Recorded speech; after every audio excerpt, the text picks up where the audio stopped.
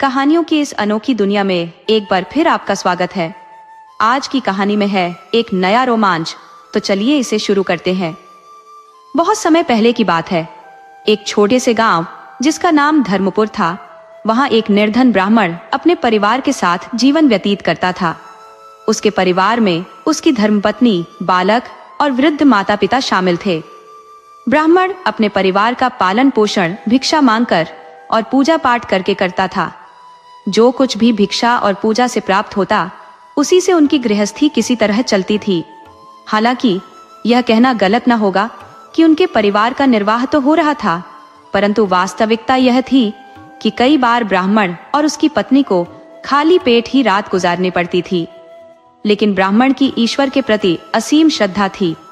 उसका विश्वास भगवान में इस कदर गहरा था कि वह समय मिलते ही ईश्वर की आराधना में डूब जाता। धीरे धीरे उसकी भक्ति का प्रवाह और तीव्र होता गया और ऐसा प्रतीत होने लगा कि भगवान भी उसके भावों को आत्मसात करने लगे हैं। किंतु ईश्वर की कृपा इतनी शीघ्र फलित नहीं होती। कुछ समय बीता और धर्मपुर गांव को भयंकर अकाल ने अपनी चपेट में ले लिया।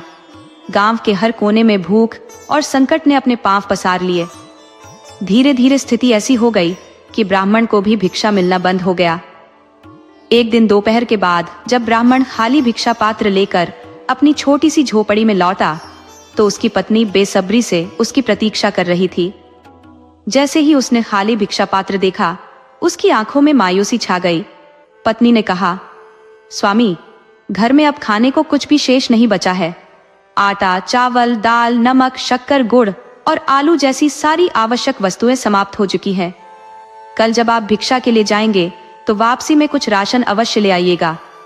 ब्राह्मण, जो भगवान विष्णु की भक्ति में सदैव लीन रहता था, शांत भाव से बोला, भाग्यवान, जैसा मेरे विष्णु जी की कृपा होगी वैसा ही होगा। पत्नी की आंखें भर आईं। वह बोली, हे स्वामी, मैं और आप तो किसी प्रकार भूख सहन कर ही लेते हैं, परंतु माता पिता और छोटे बच्चों को भूखे देखकर मेरा हृदय व्याकुल हो उठता है।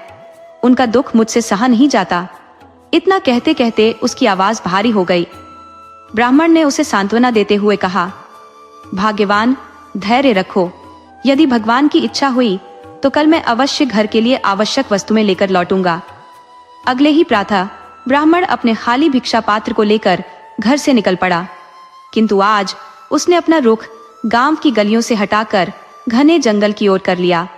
जंगल पहुंचकर उसने सूखी लकड़ियों को एकत्र किया और उन्हें कसकर बांध लिया। इसके बाद वह बाजार की ओर प्रस्थान करने लगा, जो उसके गांव से थोड़ी दूरी पर स्थित था। बाजार के समीप पहुंचने ही वाला था कि उसे पीछे से किसी वृद्ध का पुकारना सुनाई दिया। बूढ़े व्यक्ति ने आवाज देकर कहा, अरे भाई, इतने बड़े लकड़ी के गट्ठर के साथ कहां जा रहे हो? इस ठंड में थोड़ा लकड़ी मुझे भी दे दो, आग जलाकर अपनी ठिठुरन मिटा लूंगा। ब्राह्मण ने उस व्यक्ति की बातों को ध्यानपूर्वक सुना और अपने लकड़ी के गट्ठर का 1/4 हिस्सा उसे सौंप दिया। वृद्ध फकीर ने यह देखकर उसे अपार आशीर्वाद दिए। वह बोला, हे सज्जन, तुम्हारे परिवार पर ईश्वर की अनंत कृपा बनी रहे। तुम्हारे घर में सदा सुख समृद्धि हो। तुम्हारे सारे कष्ट शीघ्र दूर हों। कुछ समय बाद ब्राह्मण बाजार पहुंचा। उसने अपने बचे हुए लकड़ियों के गट्ठर को भूमि पर रखा ही था कि अचानक 4-5 व्यक्ति उसके पास दौड़ते हुए आ पहुंचे। उनमें से एक ने विनम्रता से कहा, भाई, कृपया ये सारी लकड़ियां हमें दे दो, हमें इनकी बहुत आवश्यकता है। ब्राह्मण ने थोड़ा अचरज भरे स्वर में कहा, भाइयों, मैं ये लकड़ियां बेचने आया हूं।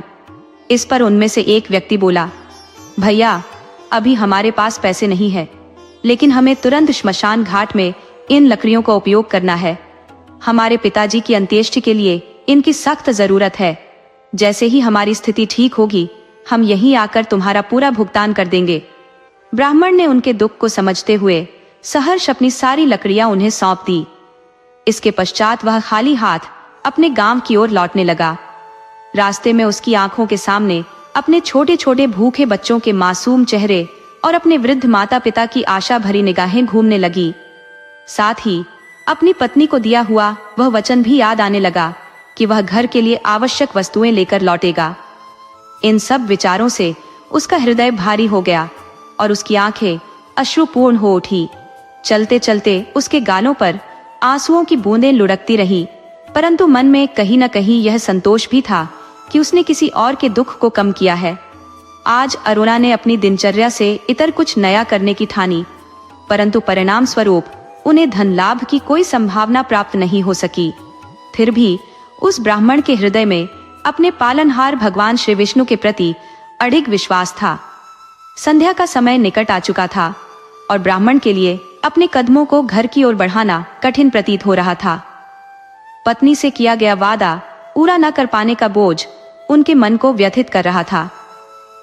गांव के प्रवेश से पहले मार्ग में एक विशाल पीपल का वृक्ष खड़ा था, जहां ब्राह्मण प्रायः ध्यानस्थ होकर प्रभु के नाम का कीर्तन किया करते थे। आज जब उनके अंतर्मन में निराशा की आंधी चल रही थी, तो वह वृक्ष के नीचे जाकर बैठ गए। उन्होंने अपना समस्त दुख और चिंताएं भगवान को अर्पित कर भजन कीर्तन आरंभ कर दिया। उनकी यह अपार श्रद्धा और भक्ति देखकर भगवान श्री विष्णु का हृदय दया से भर गया। उन्होंने अपने भक्त की सहायता का निश्चय किया। भगवान ने मानव रूप धारण कर ब्राह्मण की कुटिया का द्वार खटखटाया। दरवाजा खोलते ही ब्राह्मण की पत्नी ने प्रश्न किया, आप कौन है? भगवान मुस्कुराते हुए बोले, देवी, सेवक की पहचान क्या होती है? जैसे आपके पति अपने आराध्य के सेवक है, वैसे ही मैं उनका सेवक हूँ। ये राशन का सामान ब्राह्मण जी ने मेरे द्वारा भेजा है, कृपया इसे स्वीकार करें। ये सुनकर ब्राह्मण की पत्नी ने द्वार पूरा खोल दिया। फिर जो दृश्य सामने आया उसने उन्हें विस्मित कर दिया। घर में इतना राशन आने लगा कि प्रत्येक कोना भर गया। पत्नी ने आश्चर्यचकित होकर पुनः पूछा, क्या सच में यह सब मेरे पति ने भिजवाया है? भगवान बोले, हाँ देवी, आज किसी सच्चे दानी ने उनके भिक्षा पात्र में भरपूर दान दिया है, उसी का यह प्रतिफल है। अब और स्थान बताइए, क्योंकि यह आशीर्वाद अनवरत आने वाला है। धीरे धीरे संध्या ने विदा ली और रात का अंधकार अपनी चादर फैलाने लगा। घर में भरा हुआ सामान देखकर बच्चे अत्यंत प्रसन्न हो गए। वे कभी चीनी के बोरे से चीनी निकाल कर छकते, तो कभी गुड़ का स्वाद लेते। उनकी प्रसन्नता का ठिकाना न था। उधर ब्राह्मण की पत्नी को चिंता सता रही थी कि इतने सामान के बावजूद उनके पति अभी तक घर क्यों नहीं लौटे। सामान व्यवस्थित करते करते वह थक चुकी थी, परंतु परिवार के अन्य सदस्य, विशेषकर बच्चे, आनंद और उत्साह में सराबोर थे। घर में भरा वह सामान भगवान की कृपा का जीवंत प्रमाण बन चुका था। उधर राममन जी अब तक घर नहीं लौटे थे, लेकिन घर में सामान आने का सिलसिला अब भी अनवरत चल रहा था। अंततः ब्राह्मण की पत्नी ने दोनों हाथ जोड़ते हुए निवेदन किया, सेवक जी, शेष सामान हमारे घर के बगल वाली खाली जगह पर रखवा दें। कठिन दिनों में मेरे पतिदेव गांव के लोगों से भिक्षा लाकर ही परिवार का गुजारा करते थे, परंतु अब गांव के हालात बेहतर नहीं है, इसलिए जब वे लौट आएंगे तो आवश्यक चीजें छोड़कर बाकी सारा सामान हम अपने गांव वासियों को समर्पित कर देंगे। मुझे अभी अपने पति को ढूंढने भी जाना है, क्योंकि वे अब तक लौटे नहीं हैं। भगवान ने मुस्कुराते हुए कहा, जैसा आप चाहें देवी। संभवतः आपके स्वामी प्रभु की भक्ति में लीन होंगे। इतना कहकर भगवान वहां से चले गए, किंतु ब्राह्मण की पत्नी के त्याग और परोपकार की भावना ने भगवान को गहराई तक प्रभावित कर दिया। परिजनों ने ब्राह्मण की खोज आरंभ की। जब वे पीपल के वृक्ष के नीचे भजन में लीन दिखाई दिए, तो सभी उनकी ओर बढ़ने लगे।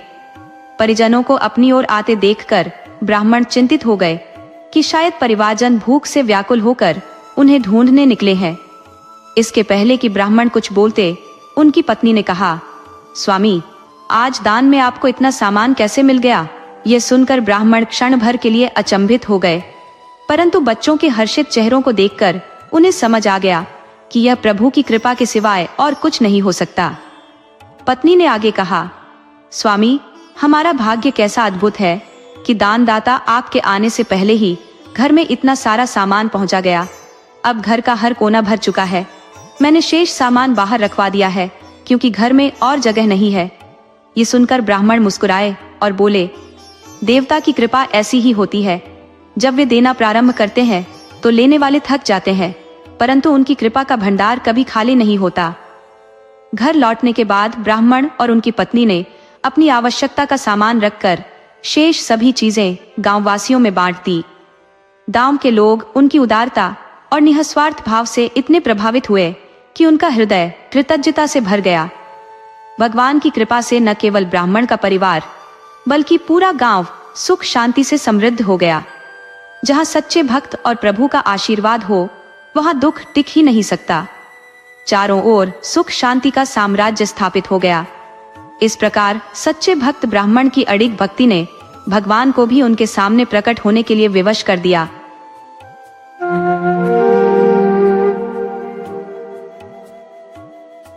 बहुत पुराने समय की बात है। एक ऐसा राजा था जो अद्वितीय था। अपनी नेक दिली, नियमों का पालन, कर्म में तत्परता और उदारता के लिए जाना जाता था। उसके राज्य में हर तरफ समृद्धि थी और किसी भी चीज की कोई कमी नहीं थी। परंतु राजा के मन में एक ही व्यथा थी, उसके पास कोई संतान नहीं थी। एक दिन उसके मंत्रियों ने उसे सलाह दी कि महाराज, कई राजा अनेक विवाह करते हैं। अगर आपके कई वर्ष विवाह को हो गए हैं और तमाम उपचार के बाद भी संतान का आगमन नहीं हुआ है तो आप दूसरी शादी कर सकते हैं। संभव है कि नई रानी से संतान का सुख प्राप्त हो जाए, लेकिन दूसरी रानी के साथ विवाह के बाद भी समय बीतता गया और कोई संतान नहीं हुई। इस प्रकार राजा ने एक के बाद एक विवाह किए और अंततः 7 रानियां आ गईं, किंतु संतान का आशीर्वाद नहीं मिला। राजा अब अत्यधिक निराश रहता था। उसकी हृदय की पीड़ा बढ़ती जा रही थी। राजा के मन में यह चिंता समाई रहती थी कि उसके बाद राज्य का उत्तरदायित्व कौन संभालेगा। ये चिंता धीरे धीरे उसकी अंतरात्मा को कचोटने लगी। एक दिन उसके राज्य में एक महात्मा का आगमन हुआ और राजा ने उनका भव्य स्वागत किया।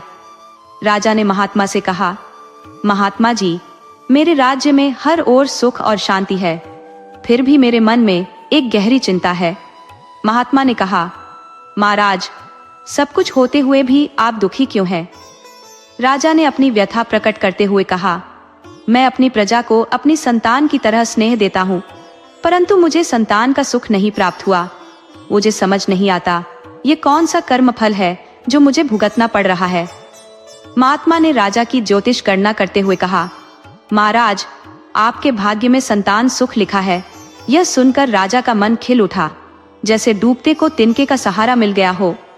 महात्मा ने उन्हें आश्वासन देते हुए कहा, आप निश्चिंत रहें, आपको पुत्र का वरदान अवश्य प्राप्त होगा। इसके लिए आप प्रजा के साथ मिलकर पूजा अर्चना करवाएं।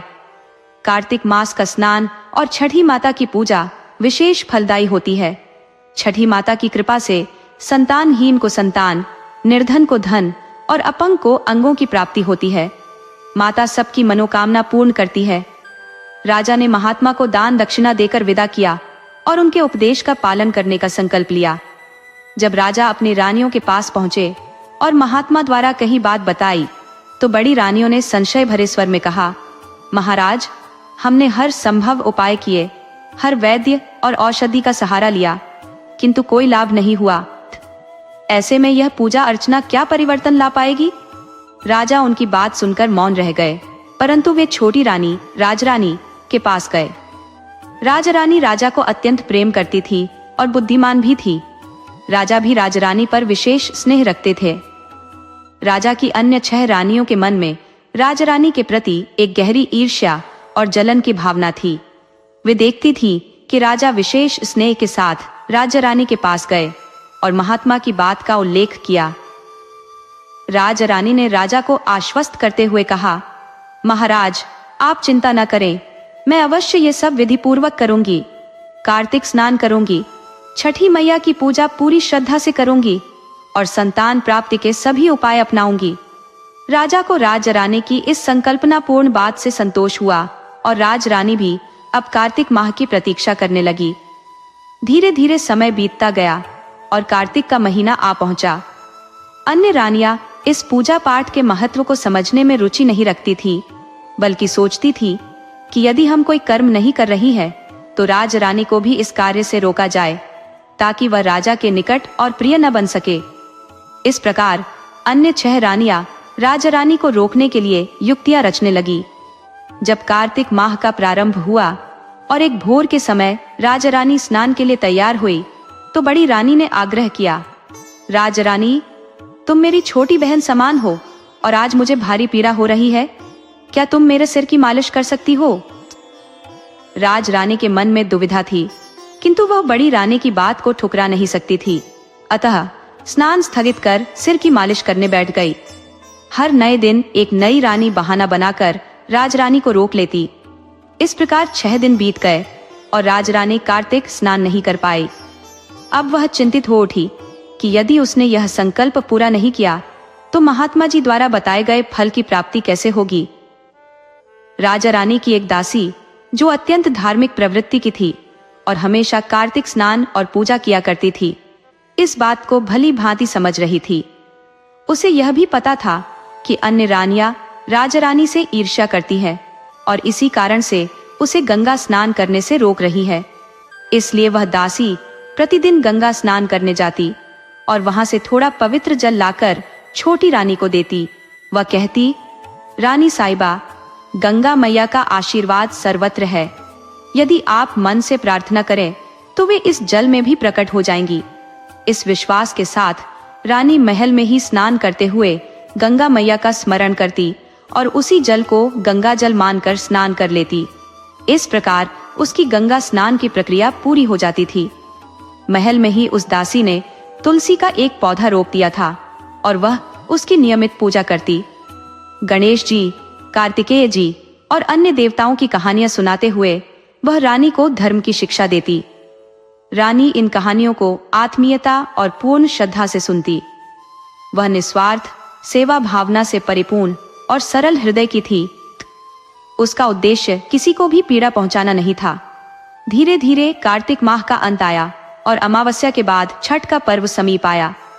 महल के बाहर प्रजा छठ पूजा की तैयारियों में जुटी थी, परंतु महल के भीतर बड़ी रानियां योजना बना रही थी कि किसी भी प्रकार से छोटी रानी को छठ पूजा करने से रोका जाए। छोटी रानी ने श्रद्धा पूर्वक संकल्प लिया था कि वह उपवास रखेगी, चने की दाल और सादा भोजन करेगी और सूर्य को अर्घ्य अर्पित करेगी। इस निर्णय पर बड़ी रानियां भड़क उठी और उसे फिर से रोका। वे ताने कसते हुए बोली, रानी जी, ये क्या साधारण भोजन लेकर बैठी है? महल में 56 प्रकार के भोग बनने चाहिए और आप इस प्रकार का अन्न ग्रहण कर रही है? यह तो हमारे कुल का अपमान है। रानी ने विनम्रता से कहा, मैं भगवान के लिए यह भोजन बना लूंगी। इस पर बड़ी रानी उपहास करते हुए बोली, तुम्हारे ऐसे कर्मों से हमारे कुल की मर्यादा का क्या होगा? महल में इतनी दासियां होने के बावजूद तुम स्वयं भोजन बनाओगी? यह तो हमारे लिए अपमान की बात है। रानी ने उनके कहे शब्दों को चुपचाप सह लिया, परंतु उसकी दासी चुप नहीं बैठी। वह बाहर जाकर छठ पूजा करती, प्रसाद बनाती और उसे छोटी रानी को भेंट करती। रानी प्रेम पूर्वक उसे ग्रहण करती और संतुष्ट हो जाती, जबकि वह भली भांति जानती थी कि अन्य रानियां उसे पूजा पाठ करने से रोकने के लिए कोई न कोई बहाना बनाती रहती थी। दासी ने अपना संकल्प नहीं छोड़ा। वह प्रतिदिन कार्तिक स्नान करती और गणेश जी, कार्तिकेय जी, लक्ष्मी जी और विष्णु जी की कथाएं रानी को सुनाती। रानी इन कहानियों को बड़े भावुक होकर सुनती और आस्था से भर उठती। समय के साथ छठ पर्व भी समाप्त हो गया और रानी ने मन ही मन समझा कि बड़ी रानियां उसे पूजा करने नहीं दे रही है। राजा राज्य के कार्यों में इतना व्यस्त रहते कि रानी उनसे कुछ कहने का साहस नहीं कर पाती। वैसे भी बड़ी रानियों की बातें राजा अधिक महत्व देते थे और राज्य रानी उनकी चालों को समझते हुए भी मौन रह जाती थी।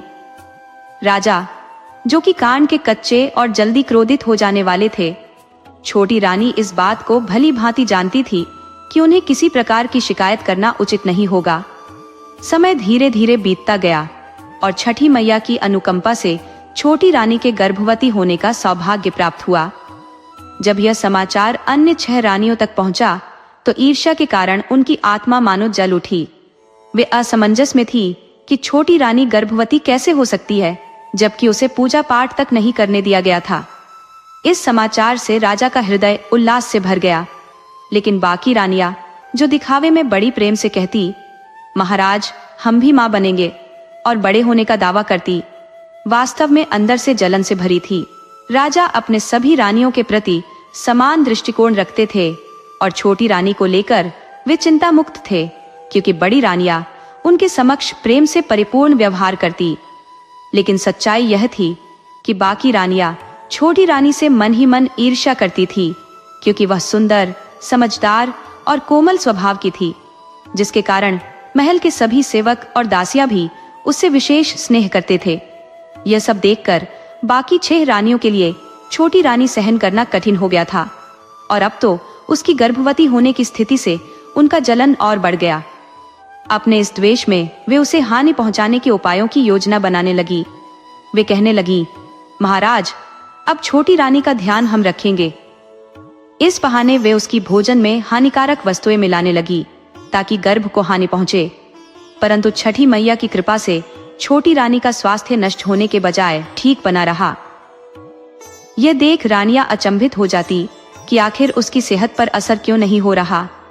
छोटी रानी पूजा पाठ में लीन रहती, सत्संग करती और कीर्तन का आनंद लेती।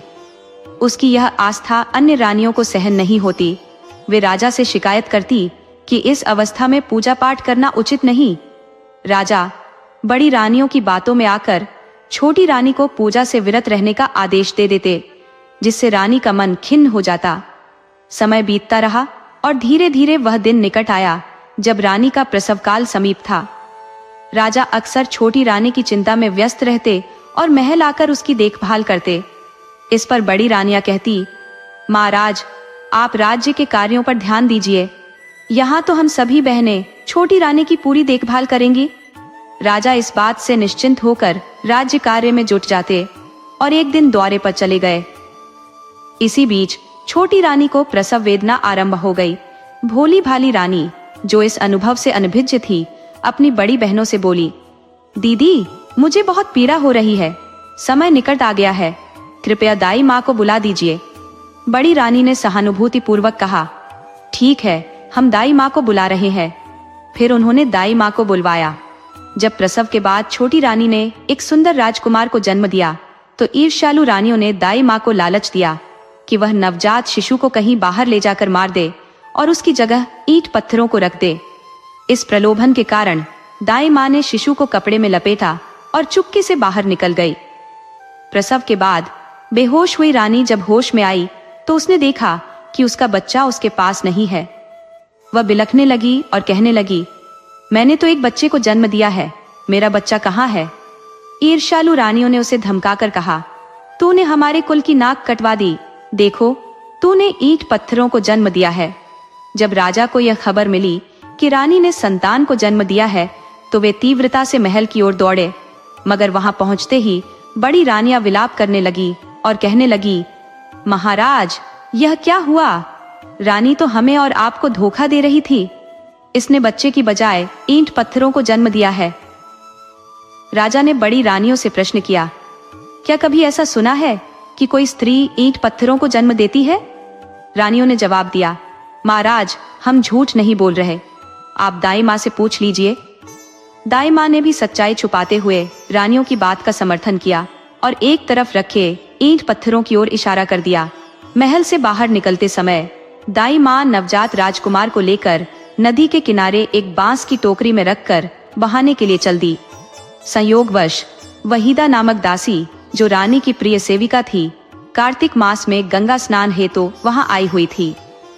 छठ पूजा का पवित्र अवसर निकट था। उसने टोकरी में लिपटे कपड़ों को देखा और तुरंत पहचान लिया कि यह महल के वस्त्र हैं। वहीदा समझ गई कि यह उसकी रानी का नवजात शिशु है, जिसे षड्यंत्र पूर्वक अन्य रानियों ने नदी में प्रवाहित कर दिया है। परंतु छठी माता की अनुकंपा से बच्चा सकुशल उसके हाथों लग गया। वहीदा उस बालक को अपने घर ले आई और किसी को इस घटना की भनक तक न लगने दी। वह मन ही मन जानती थी कि महल में उस मासूम की जान को खतरा है। अतः उसने अपने मन में ही तय कर लिया कि वह उसे अपने संतान की तरह पालेगी। दूसरी ओर राजा क्रोध में थे और छोटी रानी पर कड़े शब्दों में दोषारोपण कर रहे थे। तुमने हमें अपमानित कर दिया है, तुमने हमारे साथ छल किया है। बेचारी छोटी रानी आंसू बहाते हुए प्रार्थना करती रही, परंतु राजा के हृदय पर उसका कोई प्रभाव न पड़ा। अंततः राजा ने उसे महल से निर्वासित कर दिया। अब रानी दर दर भटकने लगी। गांव गांव में जाती, जहां लोग उसे पहचानते थे वे भोजन दे देते, कुछ अपने घर ठहरने का अवसर प्रदान करते, तो कुछ उसके असहाय मन को सांत्वना देते। किंतु वह पगली सी हो चुकी थी। अपने पुत्र के वियोग से उसका हृदय विदीर्ण हो रहा था। वह दुख के सागर में डूबती चली गई। इधर वहीदा भी अपने गांव लौट आई थी। बड़ी रानियों के षड्यंत्र ने उसे महल से निकलवा दिया था, क्योंकि वे जानती थी कि वहीदा के होते हुए उनका दुष्टतापूर्ण इरादा कभी पूरा नहीं होगा। उन्होंने उस पर चोरी का झूठा इल्जाम लगाकर उसे पहले फांसी दिलवाने का प्रयास किया था, किंतु छोटी रानी की विनती पर राजा ने सजा को नरम कर उसे राज्य से बाहर कर दिया था। वहीदा की ममता और छठी माता की अनुकंपा से संयोगवश उसे रानी का पुत्र मिल गया और उसने उसे अपने ही पुत्र की भांति पालना आरंभ कर दिया। वर्षों बीतते बीतते एक दिन उसी दासी ने रानी को भी अपने गांव में भटकते देखा। रानी की दयनीय स्थिति देखकर वहीदा ने तुरंत उसे पहचान लिया, किंतु रानी अब किसी से बातचीत नहीं करती थी। वह बस रोते हुए भटकती रहती। जिसे जो कुछ दे देता वह चुपचाप ले लेती। दासी उसे अपने घर ले आई, उसकी सेवा में जुट गई और अपने प्यार और देखभाल से उसे संबल देने लगी। रानी की गोद में जैसे ही बच्चे को रखा गया, उसकी मानसिक स्थिति में धीरे धीरे सुधार होने लगा। वह उसे अपने सीने से लगाती, ममता से अपना दूध पिलाती और राजकुमार को बढ़ते हुए देखती। समय अपनी गति से बीतता गया और रानी अब दासी के साथ एक छोटे से घर में रहने लगी। उनके जीवन में स्थिरता आई और रानी भी अपनी स्थिति को स्वीकार कर चुकी थी। दासी ने एक दिन रानी को सच्चाई से अवगत कराया कि महल में किस तरह उसके साथ छल किया गया था और रानी को यह यकीन दिलाया कि ये बालक सच में उसका ही पुत्र है। रानी ने कहा, मैं अपने पुत्र के साथ इस अभावग्रस्त जीवन में संतोष से रह लूंगी, परंतु उस महल में कभी नहीं लौटूंगी जहां मेरे बच्चे के प्राणों का संकट हो। अब तीनों, रानी, दासी और राजकुमार साथ रहते, मेहनत मजदूरी करते और जीवन का निर्वाह करते। इस बीच राजा की स्थिति और अधिक बिगड़ने लगी।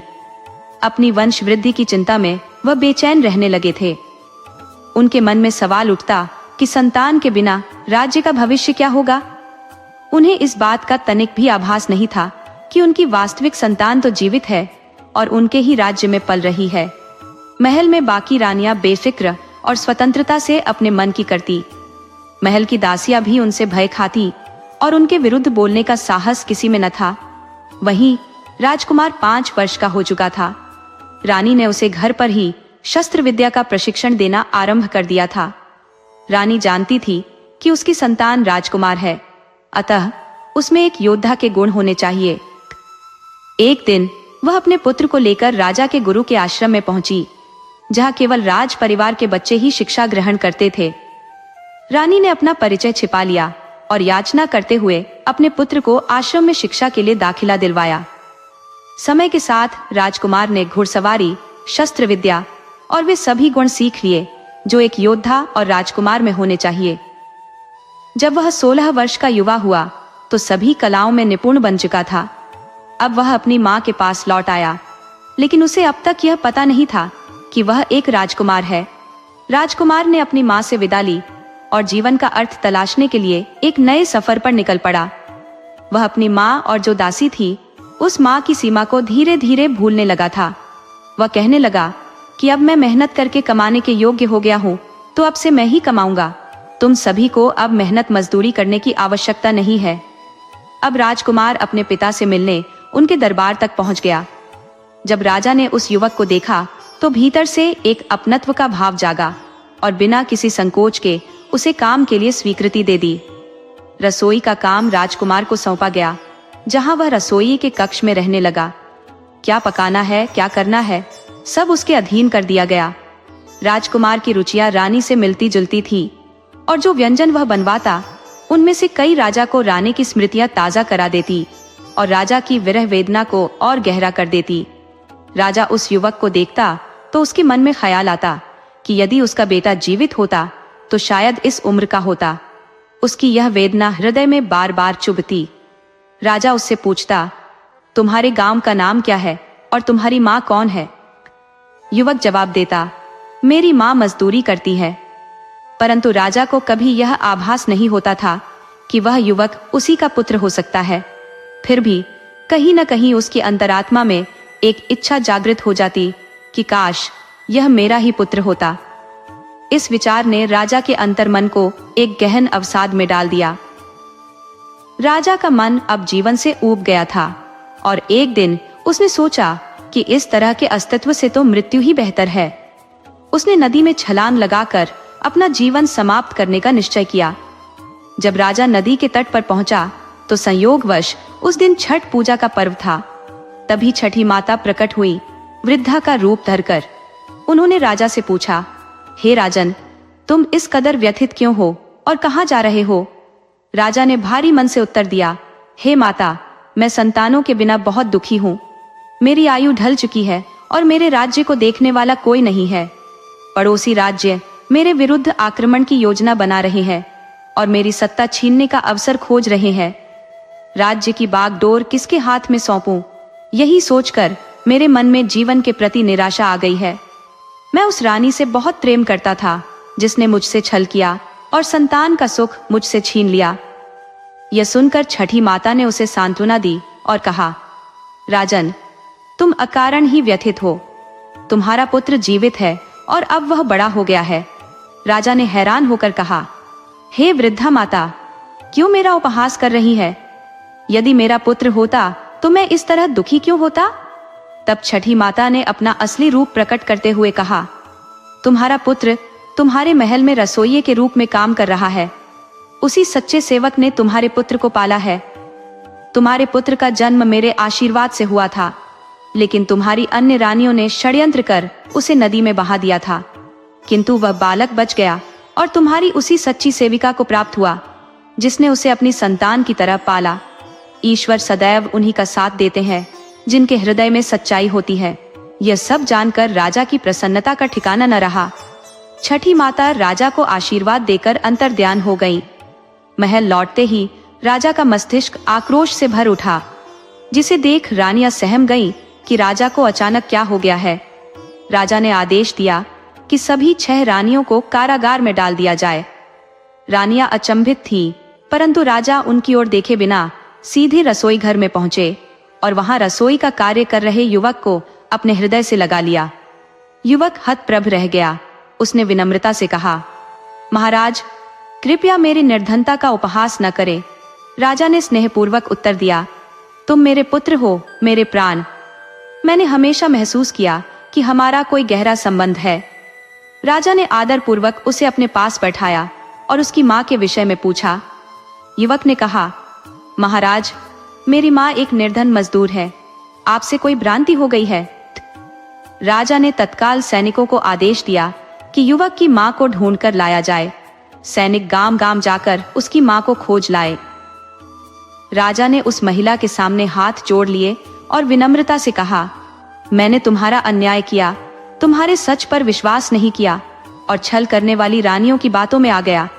आज मुझे अपने भूल का भयंकर परिणाम समझ में आया है। मैं तुम दोनों के बिना बहुत तड़पा हूँ।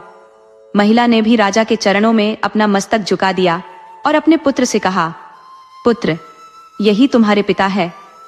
उसने राजा को बताया कि कैसे दुष्ट रानियों ने उस पर चोरी का झूठा आरोप लगाकर उसे महल से निकाल दिया था और कैसे प्रसव के समय उसके पुत्र को नदी में बहा दिया था। लेकिन माता रानी की कृपा से वो बालक उसे मिल गया और उसने उसे अपनी संतान की तरह पाला। राजा ने दासी के आगे हाथ जोड़कर कृतज्ञता व्यक्त की। यदि तुम न होती तो मेरे पुत्र का क्या होता? दासी ने विनम्रता पूर्वक कहा, महाराज, ये सब छठी मैया की लीला थी। राजा ने उस महिला को उचित सम्मान देकर सिंहासन के पास स्थान दिया और अपनी पुत्रवधू घोषित कर दिया। जब राजा ने कारागार में बंद 6 रानियों के विषय में पूछा तो महिला ने कहा, महाराज, उन्हें भी वही दंड दिया जाए जो मुझे मिला था। इसके बाद उन 6 रानियों के आभूषण और राजसी वस्त्र उतार लिए गए और न्याय के अनुसार उन्हें उनके किए का दंड दिया गया। उन्हें साधारण वस्त्र पहनाए गए, दासियों के समान, और महल से निष्कासित कर दिया गया। उन्होंने रो रो कर क्षमा याचना की, गिड़गिड़ाई, परंतु राजा ने कठोरता से उत्तर दिया, तुम्हारे अपराध की सजा तो मृत्यु होनी चाहिए थी, किंतु रानी की इच्छा ही सर्वोपरि है। तुमने अत्यंत अधम कृत्य किए हैं, अतः अब तुम्हारा स्थान महल में नहीं है। निष्कासन के बाद वे दर बदर भटकने लगी, न कोई काम देता, न भोजन का प्रबंध करता। क्योंकि जनता पहले से ही उनके प्रति नाराज थी। छोटी रानी का सभी सम्मान करते थे और अब राजमहल में रानी और राजकुमार के प्रति सबके हर्ष और जयकारों की गूंज सुनाई देने लगी। छठी मैया का पर्व भी निकट था। यह नहाए खाए से आरंभ होकर 3 दिन चलता है। रानी ने राजा से कहा, मुझे छठी मैया का व्रत करना है और पूजा अर्चना संपन्न करनी है। राजा अत्यंत प्रसन्न हुए और पूरे नगर में घोषणा करवा दी कि जो भी संतान, धन धान्य और सुख समृद्धि की आकांक्षा रखते हैं वे छठी मैया की आराधना करें। नगर वासियों और रानी ने एकत्र होकर छठी मैया की पूजा में भाग लिया। उन्होंने विभिन्न पकवान बनाए और नदी तट पर संध्या में डूबते सूर्य को अर्घ्य अर्पित किया। फिर अगले दिन प्रातः उदित सूर्य को अर्घ्य दिया। छठी मैया उनकी श्रद्धा और समर्पण से प्रसन्न होकर प्रकट हुई और राजा पर अपनी कृपा बरसाई। उन्होंने आशीर्वाद दिया, हे राजन, जैसे मैंने तुम्हें संतान का सुख दिया है वैसे ही जिन स्त्रियों के संतान नहीं है उन्हें संतान का वरदान दो। जो गरीब है उन्हें अन्न धन से परिपूर्ण करो ताकि उनका जीवन समृद्ध और संतोषपूर्ण हो।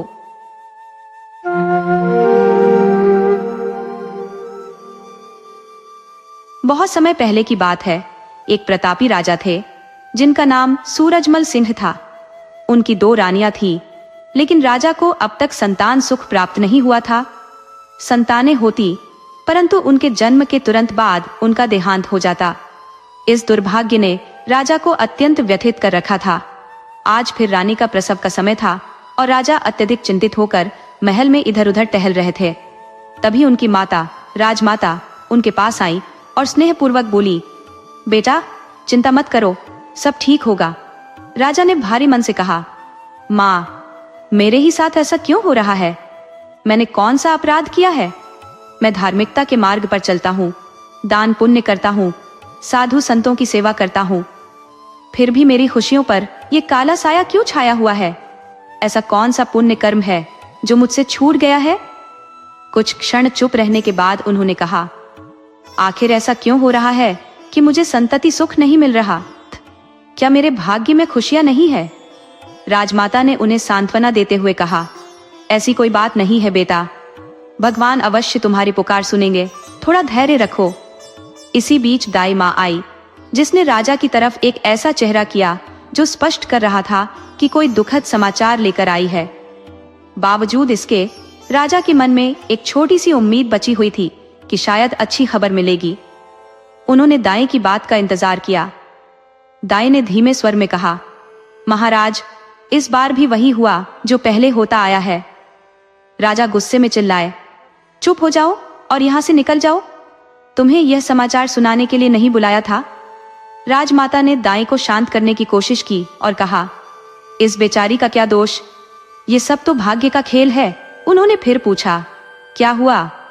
दाई ने भारी मन से कहा, रानी चंद्रभागा का बेटा भी जन्म लेते ही मर गया, केवल 6 महीने का था, वह कैसे जीवित रह पाता? राजमाता ने खुद से सवाल किया, ये क्यों हो रहा है? दोनों रानियों के बच्चे गर्भ में ही क्यों मर जाते हैं?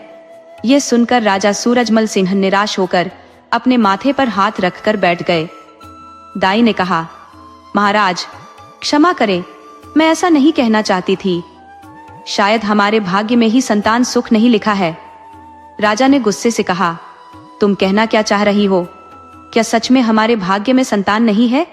दाई ने डरते हुए कहा, महाराज, कृपया मुझे क्षमा करें, मैंने ऐसा कुछ कहने का इरादा नहीं किया था। राजा ने क्रोध में दाई को वहां से निकल जाने का आदेश दिया। दाई तुरंत वहां से चली गई। इसके बाद राजा ने उदास होकर अपनी माँ से कहा, माँ, देखो, अब तो ये छोटे लोग भी मुझे ऐसी बातें कहने लगे हैं, तुम ही बताओ मैं क्या करूं? राजमाता ने राजा से कहा, अब तुम्हें कुछ नहीं करना है, सब मैं संभालूंगी। कल ही कुलगुरु और राजगुरु को बुलाऊंगी और उनसे समाधान पूछूंगी।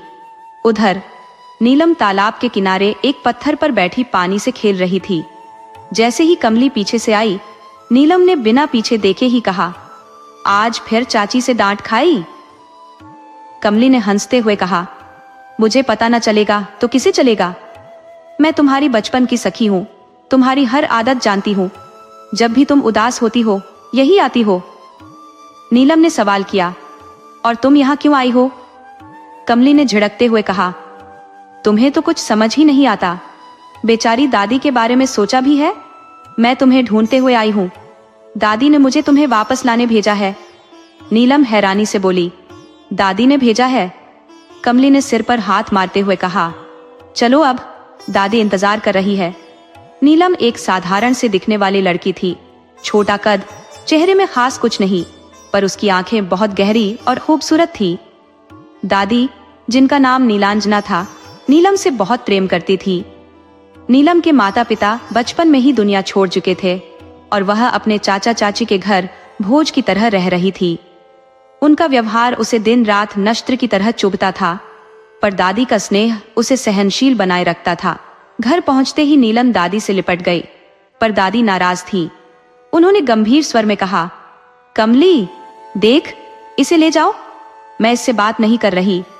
नीलम ने दादी के गालों पर हाथ रखते हुए कहा, दादी, मुझसे नाराज हो? मुझसे बात नहीं करोगी तो मैं हमेशा के लिए चली जाऊंगी। दादी ने उसे गले लगाते हुए कहा, ऐसी बातें मत किया कर।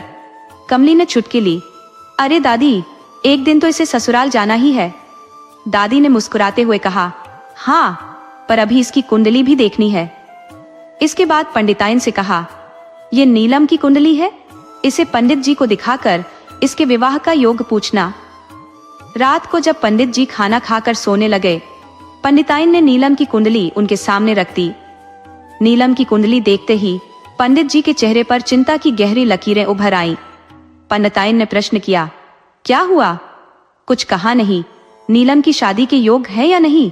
आप ही उसके लिए कोई लड़का देख लीजिए, बेचारी अनाथ है। अच्छा रिश्ता मिल जाए तो उसकी दादी की भी चिंता दूर हो जाएगी। पंडित जी मौन रहे। पंडिताइन ने दोबारा कहा, कुछ तो बताइए, आप चुप क्यों हैं? पंडित जी गंभीर स्वर में बोले, कुंडली अद्वितीय है, बहुत ही दुर्लभ योग बने हैं, सभी शुभ ग्रह अपनी अपनी जगह पर स्थिर है। ये राजयोग वाली कुंडली है, इसका भाग्य शीघ्र बदलने वाला है और विवाह का भी प्रबल योग है। बहुत जल्दी ही यह संपन्न होगा। पंडिताइन ने आश्चर्य से कहा, राजयोग? वाह, पर अभी तो नीलम नौकरों की तरह अपने चाचा चाची के घर रह रही है, बेचारी। पंडित जी ने कहा, वही तो इस कुंडली की विचित्रता है। सुख और दुख साथ साथ चलने वाले हैं। जैसे नदी के किनारे कभी नहीं मिलते, वैसे ही इसके जीवन में सुख और दुख दोनों साथ रहेंगे। पंडिताइन चिंतित होकर बोली, तो फिर इसका भविष्य क्या होगा? पंडित जी ने सांत्वना दी, घबराओ मत, जीवन में दुख और सुख दोनों का आना जाना लगा रहता है। तुम बस नीलम की अम्मा को यह खुशखबरी दे दो कि विवाह का प्रबल योग है और रिश्ता घर बैठे ही आ जाएगा। पंडिताइन ने मुस्कुराते हुए कहा, मैं कल सुबह ही अम्मा को बताऊंगी। इधर राजमहल में रानी माँ ने कुलगुरु और राजगुरु को बुलाया। कुलगुरु ने कहा, रानी माँ, हमने पहले ही बताया था कि दोनों रानियों की कुंडलियों में दोष है, संतान प्राप्ति का योग नहीं बन रहा। समस्या राजा जी के ग्रहों में है, उनके ग्रह विपरीत स्थिति में है और रानियों के ग्रहों से मेल नहीं खाते, इसीलिए संतान प्राप्त नहीं हो पाती। रानी माँ निराश होकर बोली, इसका कोई उपाय नहीं है? राजगुरु ने गंभीरता से कहा, रानी माँ, केवल एक उपाय है। राजा जी का विवाह ऐसी कन्या से हो जिसकी कुंडली में सभी ग्रह शुभ स्थान पर हो और दोनों की कुंडलियां मेल खा जाएं, तभी राज्य को उत्तराधिकारी प्राप्त होगा। रानी माँ चौंकते हुए कहती है, क्या एक और विवाह? सूर्य प्रताप सिंह इसके लिए कभी तैयार नहीं होगा। वह तो चंद्रप्रभा से विवाह करने के लिए बड़ी मुश्किल से राजी हुआ था, पहले ही स्पष्ट मना कर दिया था। बाद में उसकी सुंदरता देखकर ही हामी भरी थी। राजगुरु गंभीरता से कहते हैं, रानी माँ, हमने हर पहलू से गणना की है, यही एकमात्र उपाय है। रानी माँ चिंतित स्वर में कहती है, पहले तो राजा कभी तैयार नहीं होंगे और अगर मान भी गए तो ऐसी लड़की कहाँ से ढूंढेंगे? कुलगुरु उत्तर देते हैं, यह कठिन जरूर है, पर आप चिंता मत करें। मैं तुरंत पूरे राज्य के पंडितों को इकट्ठा कर यह संदेश भेज देता हूँ कि यदि किसी को ऐसी कुंडली वाली कन्या का पता हो तो हमें तुरंत सूचित करें। रानी माँ एक लंबी सांस लेते हुए कहती है, आप वह लड़की ढूंढिए, राजा को मनाने की जिम्मेदारी मेरी रहेगी। रानी माँ राजा को अपने कक्ष में बुलाती है। राजा आते ही पूछते हैं, माँ, आपने बुलाया? रानी माँ गंभीर स्वर में कहती है, हाँ बेटा, तुमसे एक बहुत महत्वपूर्ण बात करनी है। राजा कहते हैं, कहिए माँ। रानी माँ बोलती है, पहले वादा करो कि तुम हमारी बात मानोगे। राजा थोड़ा असमंजस में कहते हैं, माँ आप ऐसा क्यों कह रही हैं? हमारी जान भी आपके लिए हाजिर है, आप जो भी कहेंगी हम मानेंगे। रानी माँ धीरे से कहती है, बेटा तुम्हें एक और विवाह करना होगा। राजा ये सुनकर चौंकते हैं, माँ आप जानती हैं कि मैं और विवाह नहीं करना चाहता। रानी माँ समझाने के लहजे में कहती है, बेटा हमने तुम्हारी कुंडली देखी है, कुलगुरु का भी यही कहना है कि अगर तुम तीसरा विवाह करोगे तभी पुत्र रत्न की प्राप्ति होगी। राजा दृढ़ता से कहते हैं, माँ मैं और विवाह नहीं करना चाहता। रानी माँ गहरी चिंता से कहती है, क्या तुम नहीं चाहते कि हमारा वंश आगे बढ़े, राज्य को उत्तराधिकारी मिले? राजा कुछ देर सोचते हुए कहते हैं, माँ मैं चाहता हूं कि हमारा बेटा ही राज्य संभाले, पर मैं एक और विवाह नहीं कर सकता। रानी माँ प्यार भरे स्वर में कहती है, बेटा तुम्हारी इच्छा तभी पूरी होगी जब तुम यह विवाह करोगे, और तुमने मुझसे वादा भी किया है। आखिरकार राजा थके हुए स्वर में कहते हैं, ठीक है माँ, जैसा आप कहेंगी मैं वैसा ही करूंगा। राजा कमरे से चले जाते हैं और रानी माँ उन्हें जाते हुए देखती रहती है। मन ही मन सोचती है कि उन्होंने यह निर्णय केवल मेरे लिए लिया है, उनके दिल से यह विवाह करने की कोई इच्छा नहीं है। अगले दिन कुलगुरु महामंत्री को आदेश देते हैं कि राज्य के सभी पंडितों को बुलाया जाए। सभी पंडितों के सामने कुलगुरु कहते हैं, क्या किसी की नजर में ऐसी कन्या की कुंडली है जिसके सभी ग्रह शुभ स्थिति में हो और जो विवाह के योग्य हो? यदि हाँ तो हमें तुरंत बताएं, हमें ऐसी कन्या की तलाश है। यदि राजा सूर्य प्रताप सिंह का विवाह एक ऐसी कन्या से होता है तो न केवल राज्य समृद्ध हो जाएगा बल्कि हमें एक योग्य उत्तराधिकारी भी प्राप्त होगा। पंडित जी इस विचार से उल्लासित हो उठते हैं और कहते हैं, क्या अद्भुत संयोग है, कल ही मेरे पास एक कुंडली आई थी और वह अभी भी मेरे पास है। यह हमारे गांव की लड़की नीलम की कुंडली है जो इस परिस्थिति के अनुरूप है। कुलगुरु प्रसन्न होकर कहते हैं, यह तो अत्यंत शुभ समाचार है, हमें वह कुंडली दिखाइए। पंडित जी नीलम की कुंडली दिखाते हुए कहते हैं, यह कन्या निश्चय ही राज्य पर आए संकट को दूर करेगी। कुलगुरु ध्यान पूर्वक कुंडली का निरीक्षण करते हैं और फिर कहते हैं, यह निश्चित है कि ईश्वर भी हमारी सहायता कर रहे हैं। वे भी चाहते हैं कि राजा का विवाह शीघ्र हो। तभी राजमाता कमरे में प्रवेश करती है और कहती है, कुलगुरु जी आप बहुत सावधानी पूर्वक इस कुंडली का अध्ययन करें, इस बार मैं कोई भी जोखिम उठाना नहीं चाहती। कुलगुरु शांत स्वर में उत्तर देते हैं, राजमाता आप निश्चिंत रहे, मैंने इस कुंडली का बहुत ध्यान से परीक्षण किया है, सब कुछ ठीक है। फिर वे पंडित जी से कहते हैं, आप लड़की के परिवार से संपर्क करें। पंडित जी चिंता जताते हुए कहते हैं, वह परिवार अत्यंत निर्धन है, लड़की बहुत साधारण है और उसके माता पिता भी नहीं है। वह अपने चाचा चाची की दया पर जी रही है, वह राजसी जीवन शैली से अनभिज्ञ है। रानी माँ दृढ़ स्वर में कहती है, इससे हमें कोई फर्क नहीं पड़ता, हमें केवल यह चाहिए कि उस लड़की का विवाह हमारे पुत्र से हो जाए। आप तुरंत उसके परिवार से बात करें। राजमाता पंडित जी को निर्देश देती है, आप उनसे जाकर कहिए कि इस लड़की को राजा के लिए चुना गया है, वे इस प्रस्ताव को अस्वीकार क्यों करेंगे। इसके बाद राजमाता ताली बजाकर नौकरों को बुलाती है। नौकर एक बड़ा थाल लेकर आते हैं जिस पर रेशमी वस्त्र ढका हुआ था।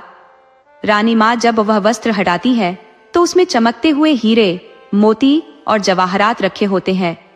रानी माँ कहती है, ये उपहार उस लड़की के परिवार को दे दीजिए। उधर पंडित जी जब नीलम की दादी से मिलते हैं तो हर्षपूर्वक कहते हैं, पंडिताइन की अम्मा लड्डू तैयार करो और नीलम की शादी की तैयारी शुरू कर दो। उसकी कुंडली में विवाह का योग बन रहा है और इसी महीने में उसकी शादी तय हो जाएगी। ये सुनकर दादी बहुत प्रसन्न होती है और पंडिताइन से कहती है, अरे लड्डू तो जरूर बनेंगे। पंडित जी ने बताया है कि नीलम का विवाह एक बहुत बड़े घर में होगा। दादी भावुक होते हुए कहती है, अगर मेरी नीलम की किस्मत खुल गई तो वह सभी दुखों से मुक्त हो जाएगी, उसने बहुत कष्ट सहा है। नीलम की चाची व्यंग्य से कहती है, अरे, ऐसे बातें कर रही हो जैसे कोई राजा आकर हमारी नीलम से विवाह कर लेगा। दादी की आंखों में क्रोध की आग दधक उठी। वह कहने लगी, तुझे क्या परेशानी हो रही है? हाँ, सुन ले कोई भी, राजा आकर ही मेरी नीलम से ब्याह रचाएगा। चाची व्यंग्य करते हुए बोली। अम्मा जी, मैं भी यही तो चाहती हूँ कि यह मनहूस जल्दी से जल्दी यहाँ से निकल जाए। कौन करेगा इससे शादी? देखो ना मेरी रूपा को, कितनी खूबसूरत है। नीलम से 2 साल छोटी है और उसके लिए अभी से रिश्ते आ रहे हैं। दादी ने कड़वाहट भरे स्वर में उत्तर दिया। बहू, जरा तमीज से बोल। मेरी नीलम में कोई कमी नहीं है, वो भी सुंदर है, बस उसकी किस्मत खराब रही। दादी के इस जवाब पर चाची मुंह दबाकर हंसने लगी। दादी ने फिर कहा, और कौन तुम्हारे सीने पर मूंग दल रही है? दिन भर तो बैल की तरह सारे घर के काम करती है, तब जाकर उसे 2 वक्त की रोटी मिलती है। दरवाजे के पीछे खड़ी नीलम यह सब सुन रही थी। उसकी आंखों में आंसू भर आए। वह सोचने लगी, मेरे साथ ही ऐसा क्यों होता है? क्यों मेरे माता पिता नहीं है? अगर वे होते तो मुझे भी कोई प्यार करता। गुरुदेवी ने नीलम को रोते हुए देख लिया और उसके पास आकर कहा, मत रो बेटी, मैं हूं ना तुझे प्यार करने के लिए। तू इन सब की बातों पर ध्यान मत दे। उन्होंने प्यार से उसके गालों पर हाथ फेरा और बोली, अब तू बस कुछ ही दिन की मेहमान है इस घर में। मुझे भी तुझसे जी भरकर प्यार करने दे, फिर जब ससुराल चली जाएगी पता नहीं कब मौका मिलेगा। नीलम ने सुबकते हुए कहा, नहीं दादी, मुझे ससुराल नहीं जाना, मैं आपको छोड़कर कहीं नहीं जाऊंगी। दादी ने सांत्वना देते हुए कहा, बेटी, यह तो संसार की रीति है, एक दिन ससुराल जाना ही पड़ता है। देखना, वहां तुझे इतना प्यार मिलेगा कि तू यहाँ के सारे दुख भूल जाएगी। उधर नीमा राजा के पास जाकर बोली, बेटा देखो, भगवान ने हमारी सुन ली। कुलगुरु ने जिस तरह की लड़की बताई थी वह हमें मिल गई। राजा ने आश्चर्य से पूछा, इतनी जल्दी मिल गई? रानी मां ने प्रसन्न होकर कहा, हाँ बेटा, भगवान हमारे साथ है। मैं भी चाहती हूँ कि जल्द ही तुम्हारी शादी हो जाए। राजा ने थोड़ा रुककर कहा, रानी मां, अब देर किस बात की है? जल्द से जल्द शादी करा दीजिए। उसी समय रानीवास में रानी चंद्रभागा और रानी प्रभावती आपस में बात कर रही थी। चंद्रभागा बोली, दीदी, सुना है कि अब तीसरी रानी भी आने वाली है? प्रभावती ने धीमे स्वर में उत्तर दिया, हाँ, सुना तो मैंने भी है, पर राजा साहब ऐसा कैसे कर सकते हैं? हमारी संतान नहीं बच रही है, इसमें हमारी क्या गलती है? चंद्रभागा ने आहत स्वर में कहा, यह हमारी गलती तो नहीं, राजा साहब को थोड़ा सब्र करना चाहिए था। प्रभावती ने गंभीरता से कहा, चंद्रभागा, रानियों की किस्मत ही ऐसी होती है। राजा कभी युद्ध जीत कर नई रानी लाता है, कभी मित्रता के नाम पर, और कभी उसे कोई पसंद आ जाती है। हम रानियों को यह सब सहन करना पड़ता है। चंद्रभागा ने कहा, मुझे तो भय सता रहा है, यदि वह अत्यधिक सुंदर हो गई तो राजा जी का हमसे मोह भंग हो जाएगा। प्रभावती ने उत्तर दिया, यही तो हुआ था जब तुम यहाँ आई थी, तब राजा जी मुझे पूरी तरह से भूल गए थे। अब तुम कभी कभी मेरे पास आती हो। चंद्रभागा की चिंता बढ़ गई। उसे लगा कि उसकी स्थिति भी प्रभावती जैसी हो जाएगी। इस बीच कमली नीलम को चिढ़ा रही थी, नीलम, अब तो तू चली जाएगी, फिर मैं रूपा से दोस्ती कर लूंगी। नीलम उदासी के साथ बोली, कमली तो मुझे भुला ही देगी। कमली उसे गले लगाते हुए बोली, नहीं पागल, मुझे तेरी बहुत याद आएगी। तेरे बिना मैं कैसे रहूंगी? मैं अपने बापू से कहूंगी कि जहां तेरा विवाह हो रहा है वही मेरा भी करा दे। और दोनों हंसने लगी। फिर नीलम गंभीर होकर बोली, कमली, क्या मेरा पति मुझे प्यार करेगा? कमली ने आश्चर्य से पूछा, तू ऐसा क्यों कह रही है? नीलम ने उदासी से उत्तर दिया, क्योंकि मैं इतनी सुंदर नहीं हूं। इसी बीच पंडित जी नीलम के चाचा के घर राजा द्वारा भेंट लेकर आए। जब बाजे की आवाज सुनकर आसपास के लोग और नीलम के घर के लोग बाहर निकले तो सभी को लगा कि किसी की बारात आ रही है। गांव में अक्सर ऐसा ही होता है, बच्चे तो बारात के साथ नाचने लगते हैं। जब पंडित जी हाथी, घोड़े, सैनिक और डोली के साथ आते हैं तो सभी लोग आश्चर्यचकित होते हैं, लेकिन जब पंडिताइन पंडित जी को घोड़े पर सवार होकर गाजे बाजे के साथ आते देखती हैं तो वह अपना माथा पीट लेती है और कहती है, क्या हुआ पंडित जी, क्या बुढ़ापे में आपने दूसरा विवाह कर लिया? वह रोने लगती है और आसपास की महिलाएं उन्हें सांत्वना देने लगती हैं। नीलम और कमली के घर पास पास थे। जब पंडित जी घोड़े से उतरते हैं तो पंडिताइन दौड़कर उनके पास जाती है और उनके सीने पर मुक्के से प्रहार करते हुए विलाप करती है, आपने ये क्या किया? वह जमीन पर गिर जाती है। पंडित जी उन्हें उठाते हुए कहते हैं, अरे भाग्यवान, मेरी बात तो सुनो। लेकिन वह रोती रहती है। जब पंडित जी एक स्वर में बोलते हैं, भाग्यवान, पहले मेरी बात तो सुनो, तो वह चुप हो जाती है। पंडिताइन ने पूछा, क्या हुआ तुम्हें? क्या तुम्हें लगता है कि मैं कोई विवाह लेकर आया हूं? तब पंडित जी ने कहा, अरे मेरी भाग्य, नीलम के लिए रिश्ता आया है। ये सुनकर सभी लोग आश्चर्यचकित रह जाते हैं। फिर पंडित जी ने बताया, ये सब नीलम के लिए भेजा गया है। पंडित जी ने कहा, हमारी राजमाता ने भेजा है, नीलम को महारानी बनाना चाहती है। ये सुनकर चाची गिरते गिरते बची। चाची बोली, क्या ये हाथी, घोड़े, डोली सब नीलम के लिए है? क्या राजा जी उससे शादी करना चाहते हैं? चाचा ने कहा, पंडित जी, आप क्या बात कर रहे हैं? तब पंडित जी ने कहा, चलो भाई, घर के भीतर चलो, सारी बातें बताता हूँ। सब नीलम के घर के भीतर आ जाते हैं और जो लोग भीतर नहीं आ पाते वे घर के आसपास इस तरह इकट्ठा हो जाते हैं जैसे मधुमक्खियां अपने छत्ते को सुरक्षित रखती है। बच्चे उन्हें देखकर खुश हो जाते हैं। यह उनके लिए नया खेल बन जाता है और वे घोड़ों को देखने लगते हैं। यह पहला अवसर था जब गांव में पूरा लश्कर इस तरह आया था। नीलम और कमली इस सब से बेखबर तालाब के किनारे बैठकर आपस में बातें कर रही थी। पंडित जी सभी बातें चाचा को बताते हैं और कहते हैं, हमारे नीलम के तो भाग खुल गए हैं। राजा जी का रिश्ता घर बैठे आया है और यह सब भेंट रानी माँ ने भेजी है। हमें सभी को विवाह के लिए राजमहल बुलाया गया है। दादी ने कहा, राजा जी की पहले से 2 शादियां हो चुकी है। चाची ने उत्तर दिया, तुम कैसी बात कर रही हो अम्मा? राजा दोस्त तो शादी करते ही रहते हैं। अब यह सोचो, नीलम रानी बनेगी और राजमहल में रहेगी। दादी फिर सोच में पड़ गई और बोली, पर राजा की उम्र भी तो देखनी होगी। लेकिन वह अपनी बात नहीं कह पाई। चाची ने कहा, ये बुढ़िया पागल हो गई है। चाचा ने उसे घूरते हुए कहा। त्वचा की तुरंत संभल के बोलती है, अरे अम्मा, दीमा में लड़के की कौन सी उम्र देखी जाती है? तुम बस शादी की तैयारियां करो। चाचा और पंडित जी ने उसकी बात का समर्थन किया। दादी ने कहा, पर उन्होंने हमारे नीलम को देखा भी नहीं है।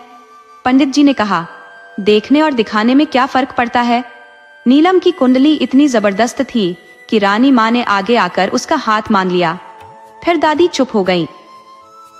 इस बीच राजमहल को दुल्हन की तरह सजाया जा रहा था। तरह तरह की रोशनी से जगमगा रहा था और रानी चंद्रभागा का दिल धड़क रहा था। वह विश्वास ही नहीं कर पा रही थी कि राजा जी उसे श्री रानी के साथ कैसे बांटेंगे। वह सोचती है, राजा जी मुझे भूल जाएंगे। वह अपने चेहरे को देखती है और कहती है, मैं सुंदर हूँ, लेकिन यदि मैं हूर की परी हुई तो? फिर वह अपने चेहरे पर पाउडर की परत चढ़ाकर कहती है, मुझसे सुंदर कोई नहीं। इतने में एक दासी ने कहा, रानी, सारी बात राजा जी पधार रहे हैं। चंद्रभागा बहुत खुश हो जाती है। वह अपने वस्त्र और गहनों को ठीक करती है और पलकों पर बैठ जाती है। राजा आते हैं और कहते हैं, रानी जी, अब आपका स्वास्थ्य कैसा है? चंद्रभागा कहती है, ठीक है राजा साहब, लेकिन राजकुमार को खोने का गम मुझे दुखी कर देता है।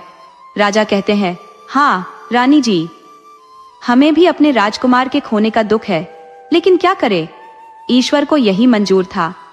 पता नहीं वह हमारी गोद में कब आएगा। जंगल में बाबा राजा जी के पास आते हैं और उनकी गोद में सिर रखकर कहते हैं, इस बार हम जल्दी नन्हा सा राजकुमार अपनी गोद में लाएंगे। राजा कहते हैं, हम भी ईश्वर से दिन रात यही प्रार्थना करते हैं, लेकिन वह हमारी सुनते कहाँ है। तब चंद्रभागा ने पूछा, आप पी से शादी क्यों कर रहे हैं? राजा साहब कहते हैं, हम तो नहीं करना चाह रहे थे, पर रानी माँ का हुक्म है तो हमें मानना ही पड़ेगा। रानी माँ के खिलाफ तो हम जा नहीं सकते। रानी माँ ने कहा है और हमसे वादा भी लिया है, इसलिए हम अपने वादे से बंधे हुए हैं। उधर नीलम और कमली जब घर लौटती हैं, तो इतनी चहल पहल और हाथी घोड़ों को देखकर हैरान रह जाती है। कमली कहती है, ये क्या हो गया? हम कहीं गलत जगह तो नहीं आ गई? नीलम उसे जवाब देती है, अरे नहीं रे, मैं देखो, ये तो हमारा गांव है। वे देखती है कि पूरा गांव स्वामी आने के लिए सजा हुआ है। मैदान में सड़कों पर जाजिम बिछे हुए हैं, जगह जगह बड़े बड़े झूले बने हैं और बड़े पतीलों में खाना बन रहा है। अलग अलग भगवानों की खुशबू आ रही है और मिठाइयाँ भी बहुत अच्छे से बन रही है। लगभग पूरा गांव इस काम में लगा हुआ है। इतने में किसी की नजर नीलम पर पड़ती है और वह चिल्लाकर बोलता है, अरे नीलम आ गई। बस फिर क्या था, सभी लोग नीलम के पास इकट्ठा हो जाते हैं। सब नीलम को घेर कर खड़े हो जाते हैं और अलग अलग आवाजें आने लगती है। हमारे नीलम कितनी भाग्यवान है ना, मुझे तो पहले से ही पता था कि एक दिन ये रानी बनेगी। कितनी अच्छी है, सबकी सहायता करती है। भगवान ऐसे लोगों को ही फल देते हैं। नीलम को बड़ा आश्चर्य होता है, क्योंकि उसने अभी तक अपने बारे में यही सुना था कि वह अपशगुन लाती है। वह सोचती है, कल मेरे माँ बाप ने कहा था कि मैंने मनोज का मुंह देख लिया और अब ये उलटी गंगा कैसे बह रही है। फिर भी दादी और नानिया जो बलाएं लेने लगी, गाने लगी। गांव की बहुएं नजर उतारने के लिए होड़ करने लगी। कोई राय लोन से, कोई मिर्ची से और कोई ताबीज गले में बांधने लगी। सब लोग बधाई देने लगे। नीलम को कुछ समझ नहीं आ रहा था।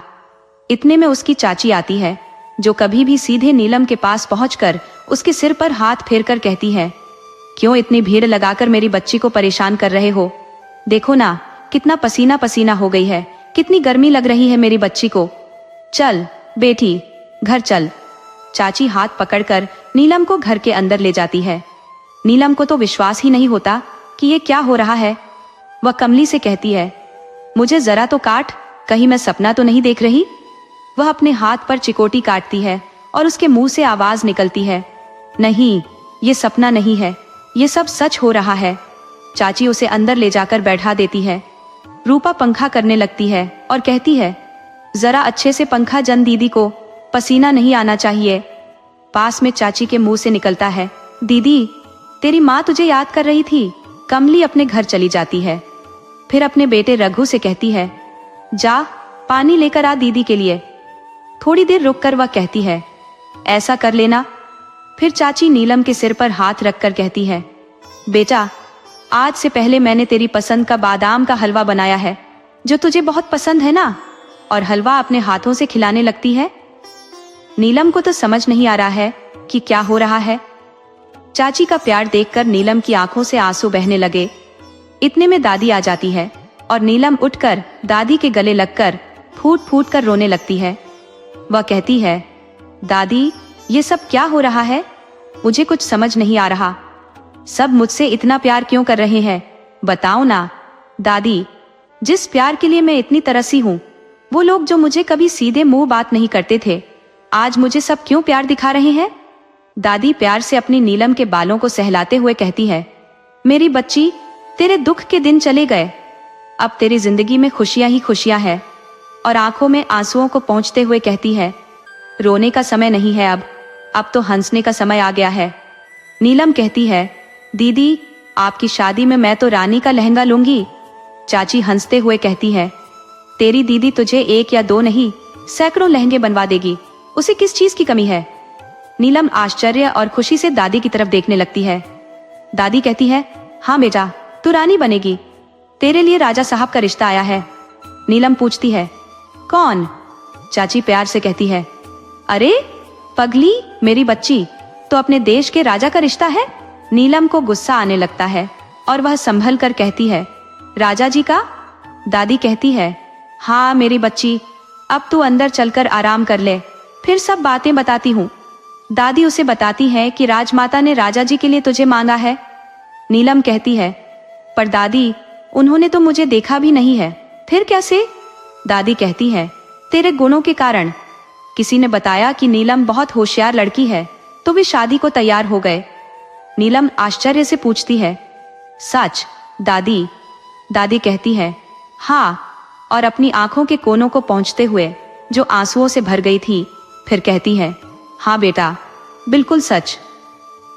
फिर नीलम कहती है, दादी, रानियां तो बहुत सुंदर होती है ना, फिर मैं कैसे रानी बन सकती हूँ? दादी कहती है, मेरी बच्ची, तू बहुत सुंदर है, ऐसा नहीं बोलते। किसने बोला तू सुंदर नहीं है? तू बहुत सुंदर है। नीलम की आंखों में सपने तैरने लगे। उसने खुद को राजमहल में रहने के भेष में देखने लगी। वह रेशमी कपड़े पहन रखी थी और गहनों से पूरा शरीर दमक रहा था। नौकर चाकर आसपास खड़े तालियां बजाकर सबको आदेश दे रहे थे। वह भी सपनों में खो गई। रूपा कहती है, अरे दीदी, आप ताली क्यों बजा रही हो? तो नीलम को अपने आप पर हंसी आ गई। उधर महल में राजा सूर्य प्रताप उदास से बैठे हैं। इतने में राजमाता आती है और कहती है, बेटा तू क्यों उदास बैठा है? राजा कहते हैं, माँ, हम ये शादी नहीं करना चाहते। राजमाता कुछ बोलने को होती है। इतने में ही दासी आकर कहती है, रानी पद्मावती की तबीयत खराब है, राजवैद्य ने आपको बुलावा भेजा है। राजा कहते हैं, देखो माँ, उसके आने की खबर से ही पद्मावती की तबीयत खराब हो गई है। आगे पता नहीं अब क्या क्या होगा, कोई गंभीर बात ही होगी, इसलिए राजपट जी ने हमें बुलाया। रानी माँ कहती है, चलो देखते हैं, हम जाकर ही देखेंगे कि क्या हुआ है, क्या बात है। वे लोग प्रभावती के महल में पहुंच जाते हैं। राजभर जी बधाई देते हुए कहते हैं, बधाई हो, आप बाप बनने वाले हैं, राजा सूर्य प्रताप सिंह। राजा सूर्य प्रताप बहुत खुश हो जाते हैं और कहते हैं, आप सच कह रहे हो ना? राजभर जी कहते हैं, हम आपसे भला झूठ क्यों बोलेंगे। राजा जी अपने गले की मूर्तियों का हाथ वैद्य जी को दे देते हैं। रानी माँ कहती है, देखो, उसके आने की खबर से खुशी आने लगी है। जब वह खुद आ जाएगी तो तब क्या होगा? राजा जी बात को अनसुना करते हुए प्रभावती का हालचाल पूछने लगते हैं। रानी चंद्रभागा प्रभावती के पास आती है। उसे कस के गले लगाते हुए कहती है, दीदी, आज मुझे बहुत खुशी हो रही है कि आप माँ बनने वाली है। मेरी नहीं तो आपकी संतान ही मुझे माँ कहेगी। मैं ही आपका पूरा ख्याल रखूंगी। बच्चे को कुछ नहीं होगा, भगवान इसे हमसे नहीं छिनेगा। रानी प्रभावती कहती है, छोटी, मैं भी दिन रात भगवान से यही प्रार्थना कर रही हूँ, कम से कम एक संतान तो राजा जी को दे सकूं। चंद्रभागा आशा भरी नजरों से प्रभावती की तरफ देखकर कहती है, दीदी, अब राजा जी शादी तो नहीं करेंगे ना? छोटी राजमाता ने कह दिया है तो वह शादी तो करेंगे, जरूर करेंगे, प्रभावती का कहना है। चंद्रभागा परेशान हो जाती है और कहती है, फिर मेरा क्या होगा? आपकी तो संतान हो रही है तो राजा साहब आपको तो प्यार करेंगे ही। वो नई नवेली रहेंगी, राजा साहब तो उसके लटके झटके और सुंदरता में ही रहेंगे, फिर मेरे पास तो आएंगे ही नहीं। मेरा क्या होगा दीदी? प्रभावती उसका चेहरा हाथ में लेकर बोलती है, नहीं छोटी, उदास मत हो, तू तो पूनम का छांद है, तुम्हारी कोई बराबरी नहीं कर सकता। राजा साहब का तुमसे मोह भंग नहीं हो सकता। उधर नीलम राजमाता द्वारा दिए गए कपड़े पहनकर हार सिंगार पहन के बैठी हुई थी। वह बहुत अच्छी लग रही थी। दादी आकर उसे काला टीका लगाती है और कहती है, बिल्कुल रानी लग रही है मेरी बच्ची, किसी की नजर न लग जाए। चाचा उसे मिर्ची से नजर उतारते हैं और चाची भी उसके साथ में होती है। धूप और रघु उसके पास ही बैठे हैं और राजमहल की बातें कर रहे थे, लेकिन नीलम को उन बातों में मन नहीं लग रहा था। उसे कमली की बहुत याद आ रही थी और उसे ढेर सारी बातें करनी थी। इतने में कमली आ जाती है और नीलम से गले लगाकर रोते रोते कहती है, नीलम, तो मुझे कल छोड़कर चली जाएगी क्या? माँ ने बताया कि तेरी शादी हो रही है, अब मैं अकेली क्या करूंगी? कमली इतनी लंबी रोने लगती है और कहती है, कमली, तू भी मेरे साथ चलना, मैं भी तो हूँ, अकेली हो जाऊंगी। इतने में चाची आती है और चढ़कर कहती है, अरे इसे क्यों ले जाएगी? राजमहल अगर किसी को ले जाना होगा तो रूपा को ले जाएगी, ठीक है ना? अनूपा, तेरी बहन उसे लेके जाना। अब बड़ी बहन रानी बन गई तो छोटी बहन का विवाह भी तो राजघराने में होगा, वहां के तौर तरीके अच्छे से सीख जाएगी। फिर कमली की तरफ इराक भरी नजरों से देखती है और कहती है, नीलो मेरी बच्ची, अब तुम रानी बन गई हो, छोटे लोगों से तुम अब कुछ दूर रहकर रहो, इनके आंसू बहाना सही नहीं है इनके लिए।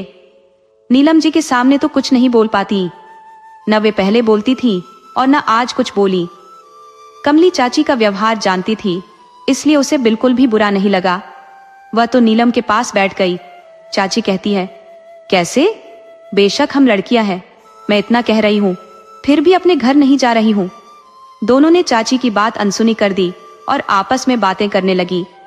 कमली नीलू से कहती है, बहुत सुंदर लग रही है नीलू, तुम इन कपड़ों में बिल्कुल परी लग रही हो। नीलम कहती है, सच में?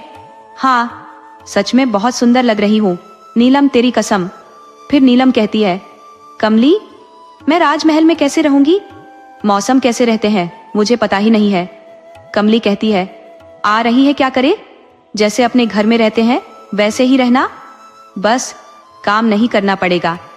तुम्हें बहुत सारे नौकर होंगे जो तुम्हारे आगे पीछे घूमेंगे, पानी तक तुम्हें हाथ मिलाकर देंगे। नीलम सपनों में खो जाती है। उसके आगे पीछे नौकरों की भीड़ रानी रानी कहकर सब बोल रहे हैं। कमली कहती है, अरे क्या हो गया? सच बोल रही हूँ। तो नीलम कहती है, कमली, और का ऐसा ही तो होता है, नौकर रहते हैं राजमहल में, हर एक काम के लिए अलग अलग नौकर रहते हैं। फिर चाची की तरफ देखकर कहती है, खाने के लिए तरह तरह की मिठाइयाँ और 56 भोग मिलेंगे वहां पर, बासी खाना नहीं मिलेगा। चाची गुस्सा होकर कहती है, तो क्या कहना चाहती हो? मैं अपने बच्चे को बासी खाना खिलाती थी? अरे हमारा तो पूरा चौका उसके हाथ में था, जो बनाना हो बनाओ, जो खाना होगा वो खाओ, क्यों है ना मेरी लाडो? नीलम की तरफ देखकर कहती है। नीलम उसकी हाँ में हाँ मिला देती है। इतने में दादी आ जाती है और कहती है, चलो सब लोग अपनी अपनी तैयारी कर लो, कल सुबह हमें राजमहल चलना है, विवाह होगा, तुम भी तैयार हो जाओ, तुम्हारे माँ बाप भी आएंगे। दूसरे दिन सब लोग राजमहल के लिए रवाना होते हैं। करीब 25-30 लोग होते हैं, बाकी सैनिक और नौकर चाकर होते हैं। जाते जाते नीलम दादी की आज्ञा से राजमाता से मिलती है और मुद्राएं गांव वालों को बांट देती है। उधर राजा सूर्य प्रताप सिंह रानी माँ से कहते हैं, माँ, मैं शादी के लिए तैयार हो गया हूँ, पर आप इतनी धूमधाम से क्यों कर रही हो? किसी सादे समारोह में आप क्यों नहीं कर लेती? रानी माँ कहती है, यह एक राजा की शादी है जिसे हम साधारण तरीके से नहीं कर सकते। फिर भी राजा कहते हैं, मैं नहीं चाहता। राज साहब कहते हैं कि अन्य राज्यों को निमंत्रण दिया जाए, रानी चंद्रभागा और रानी प्रभावती के घर वालों को भी नहीं बुलाया जाए। रानी माँ कहती है, बेटा तुम बहुत जिद्दी हो गए हो। राजा कहते हैं, क्या आपको मेरी बात माननी ही पड़ेगी? राजा कहते हैं, माँ, मैं शादी करने को तैयार हो गया हूँ, यही बहुत है। रानी माँ कहती है, ठीक है, हम किसी को नहीं बुलाएंगे और प्रजा अगर शादी में आना चाहे तो हम मना नहीं करेंगे। नीलम और उसके घर वाले राजमहल पहुंच जाते हैं। वहां का नजारा बहुत ही अद्भुत था। पूरे राज्य को फूलों से सजाया गया था और सभी लोग बस नीलम को एक नजर देखना चाह रहे थे, पर वह तो पालकी में पर्दों के बीच में थी। नीलम जरूर देख रही थी कि पर्दों की ओर से क्या क्या हो रहा है। उन लोगों की रहने की व्यवस्था महल के बाहर ही की गई थी। रानी माँ बहुत से उपहार लेकर नीलम से मिलने आई और नीलम का साधारण स्वरूप देखकर रानी माँ सोचने लगती है, कहीं मैंने गलत निर्णय तो नहीं ले लिया? मैंने तो देखा कि इस लड़की की कुंडली बहुत अच्छी है, पर यह नहीं सोचा कि दिखती कैसी होगी। राजा इसे अपना भी पाएगा या नहीं? और अब तो प्रभावती भी गर्भवती है। उसकी संतान के पचले जाने के बाद इस लड़की से शादी करने का कोई मतलब ही नहीं रह जाएगा। फिर तुरंत ही उसे कुलगुरु की बात याद आती है कि दोनों रानी और राजा के मिलन से संतान का योग तो बनता है, पर संतान प्राप्त नहीं होती। इस बार भी ऐसा ही हो गया, तो ये नीलम की कुंडली तो खुद उन्होंने ही मिलाई है, तो इसके लिए तो कोई शक की गुंजाइश ही नहीं रह सकती। यही है जो हमें हमारे राज्य का उत्तराधिकारी दे सकती है। फिर रानी माँ सोचती है, रंग रूप का क्या, ये तो साधारण सी लड़की है और ज्यादा तैयार भी नहीं हुई है। अगर अच्छे से श्रृंगार करेगी तो सब अच्छी लगने लगेंगी। इसके तो कितने सुंदर है, इसकी बहुत गहरी नीली आंखें हैं। फिर वो नीलम को सब उपहार देती है और उसकी नजर उतारती है। दादी, चाचा, चाची गांव वालों से बात भी करती है। उन्हें बताती है कि राजा जी यह विवाह साधारण तरीके से ही कर रहे हैं, इसलिए हम लोग मंदिर में गंधर्व विवाह कर लेंगे। इसके लिए मंडप और बाकी रस्मों की जरूरत नहीं पड़ती। दादी को यह अजीब तो लगता है, क्योंकि उन्होंने तो नीलम की शादी के लिए बहुत से सपने सजा रखे थे। रानी माँ के सामने किसी की बोलने की हिम्मत नहीं थी, बस सब उनकी हाँ में हाँ मिला देते थे। रानी उठकर खड़ी हो जाती है तो सब लोग उनके सम्मान में खड़े होकर अभिवादन करते हैं। फिर रानी माँ कहती है, ठीक है, अब हम जाते हैं। हमें थोड़ी तैयारी करनी है। हम शाम को सब मंदिर में मिलेंगे और हमारे कुल देवता का मंदिर है, वहीं पर इन दोनों का विवाह होगा। दादी नीलम के पास बैठकर उसे पतिव्रता स्त्री के नियम बताने लगती है। हमेशा अपने पति की बात सुनना, उससे बहस मत करना, उनकी बातें मानना, उनके उठने से पहले उठना, उनके सोने के बाद सोना, उन्हें खिलाने से पहले खाना नहीं खाना, और मेरी लाडो, सबसे अंतिम बात, मायके का मोह मत करना। जब वे भेजे तभी आना, बिना उनकी इजाजत के या जिद करके मत आना। नीलम रोने लगती है, कहती है, पर आपकी याद आएगी तो मैं क्या करूंगी। दादी उसे प्यार से समझाती है, मेरी बच्ची, तुम हमेशा मेरे दिल में रहोगी और तुम्हारे लिए यह नया जीवन बहुत सारी खुशियों से भरा होगा। तुम्हें अपने पति की खुशियों का ध्यान रखना होगा। नीलम अपनी दादी को देखते हुए मन ही मन सोचना शुरू करती है कि उसका नया जीवन कैसे होगा और क्या वो वास्तव में इतनी जिम्मेदारियों को निभा पाएगी। दादी भी रोने लगती है, फिर उसे समझाते हुए कहती है, राजा साहब से तुझे इतना प्यार मिलेगा कि तू सबको भूल जाएगी। नीलम आंसुओं में कहती है, सबको भूल जाऊंगी दादी, पर आपको तो नहीं भूलूंगी। आपको कैसे भूल सकती हूँ। फिर दोनों दादी पोती गले लगकर रोती रहती है। मंदिर में ऊंचे स्वर में मंत्रोच्चार हो रहा था। करीब 21 पंडित एक साथ मंगलाचार कर रहे थे। राजा और नीलम वरमाला लिए खड़े थे। चंद्रभागा ने बहुत कोशिश की कि नीलम का चेहरा देख सके, पर वह लंबे घूंघट में थी। फिर शुभ घड़ी में दोनों ने एक दूसरे के गले में वरमाला डाल दी। उन पर चारों ओर से पुष्पों की वर्षा होने लगी। नीलम की विदाई मंदिर से ही हो गई और गांव वाले और घर वालों को भी उन्हें महल नहीं ले जाया गया। हालांकि राजमहल की तरफ से उन्हें ढेरों उपहार मिले थे। नीलम सुहाग सेज पर बैठी राजा का इंतजार कर रही थी। तभी चंद्रभागा और प्रभावती प्रवेश करती है। नीलम जब घूंघट से देखती है तो चंद्रभागा कहती है, अरे छोटी रानी, हमें कैसा माना। हम भी तो तुम्हारा सुंदर सा मुखड़ा देखे जिस पर राजमाता फिदा हो गई है। ये कहकर वह खुद ही नीलम का घूंघट उठाती है। नीलम को देखकर उनकी हंसी निकल जाती है, पर बोलती कुछ नहीं है। प्रभावती मामले को समझकर नीलम का चेहरा हाथों में लेकर कहती है, कितनी सुंदर है हमारी छोटी रानी। फिर चंद्रभागा की तरफ देखकर कहती है, छोटी, इनकी आंखें देखो, कितनी गहरी और नीली है। राजा साहब तो इसी में डूब जाएंगे। चंद्रभागा के चेहरे से खुशी झलक रही थी।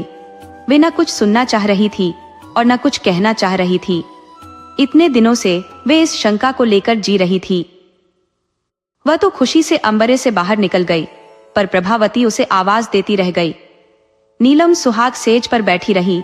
राजा सूर्यमल के आने का कोई असर नहीं दिख रहा था। उसकी निगाहें बार बार दरवाजे पर लगी हुई थी और अंदर जो डर था वह राजा साहब के सामने आने का था, जिसने चिंता का रूप ले लिया था। अब राजा साहब अभी तक आए क्यों नहीं। नीलम सारी रात आंखों में काट देती है, पर राजा जी के दर्शन नहीं हुए। सुबह उसे राजमहल अजनबी सा लग रहा था। वैसे तो सब सुविधा थी, पर कहने को अपना कोई नहीं था जिससे अपने मन की बात कह सके। घर की दादी और कमली की उसे बहुत याद आ रही थी।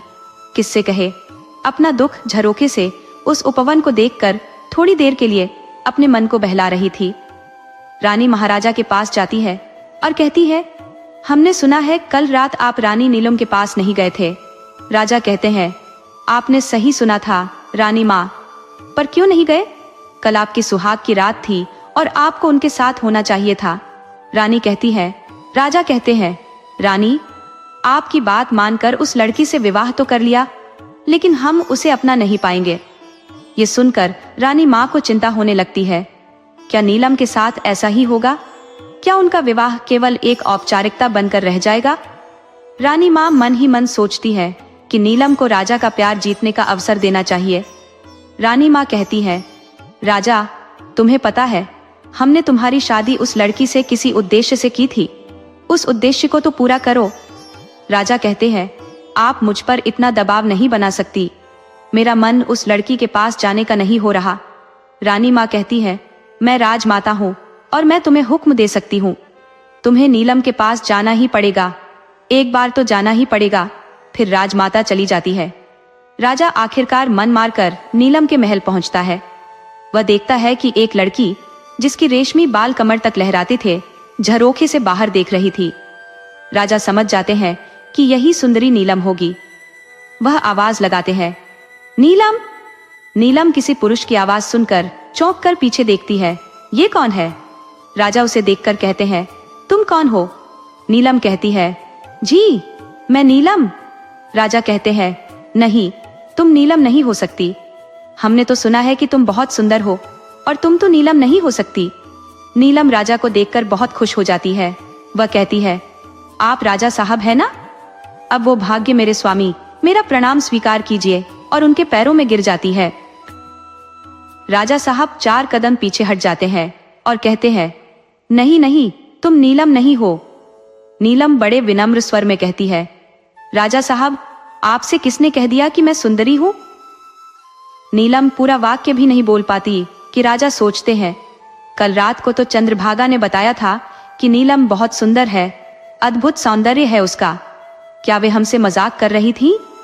फिर वह जोर से चिल्लाकर कहते हैं, नहीं नहीं, हम तुम्हारे साथ नहीं रह सकते, हम तुम्हारा चेहरा नहीं देखना चाहते।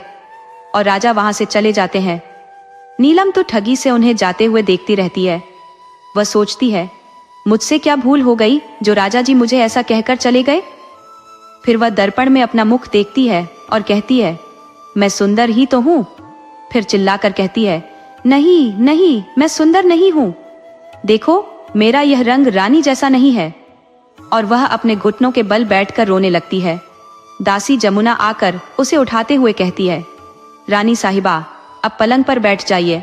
फिर वह पूछती है, मैं सुंदर नहीं हूं क्या? जमुना कहती है, नहीं, आप बहुत अच्छी हो रानी।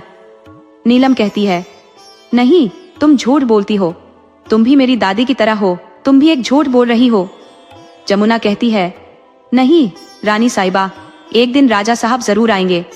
लेकिन महीनों बीत गए और उसका इंतजार खत्म नहीं हो रहा था। राजा सूर्य प्रताप सिंह फिर कभी उसके महल में नहीं आए।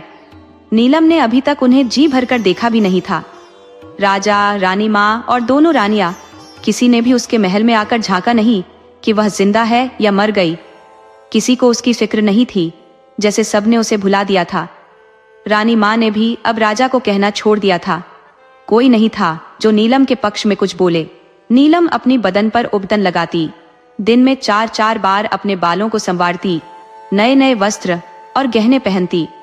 वह पागलों की तरह दर्पण में खुद को निहारती रहती और किसी भी कमी को पूरा करने के लिए बार बार वस्त्रों और गहनों को बदलती रहती।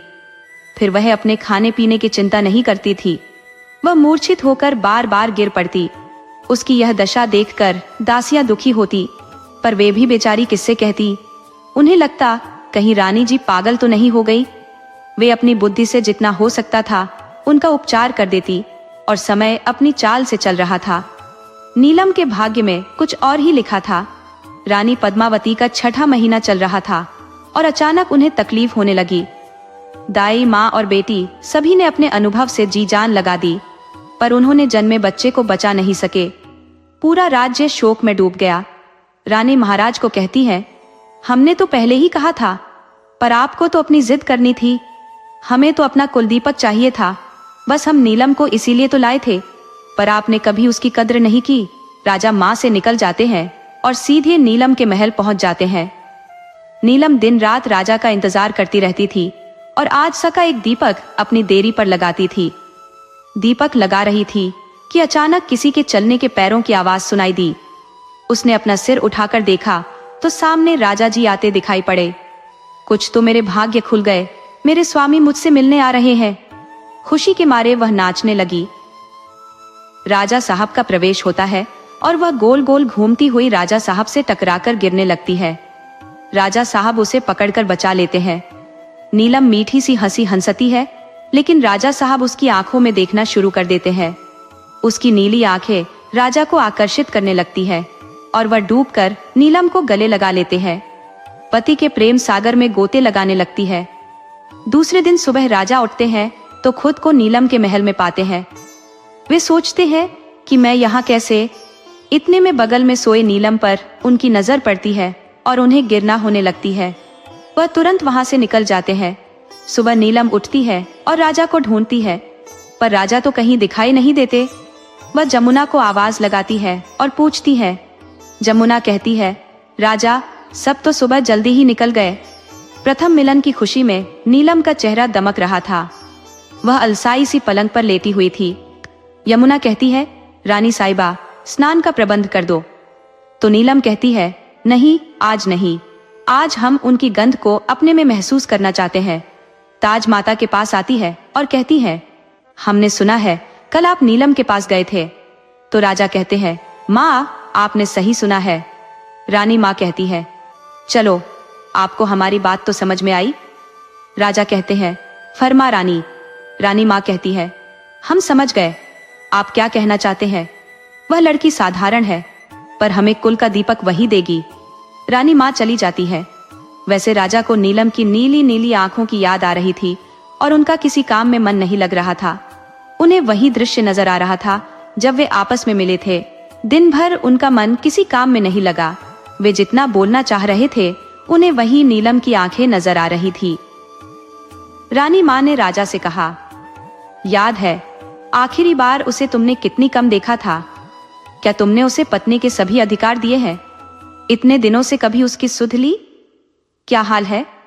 राजा कुछ नहीं बोल सके। राजमाता ने आगे कहा, जाकर देखो उसे, वह हड्डियों का ढांचा बनकर रह गई है और तुम खुशी की बात कर रहे हो। मुझे तो यकीन नहीं है कि वह 15 दिन भी जीवित रहेगी। राजा चौंक कर बोले, ये आप क्या कह रही है?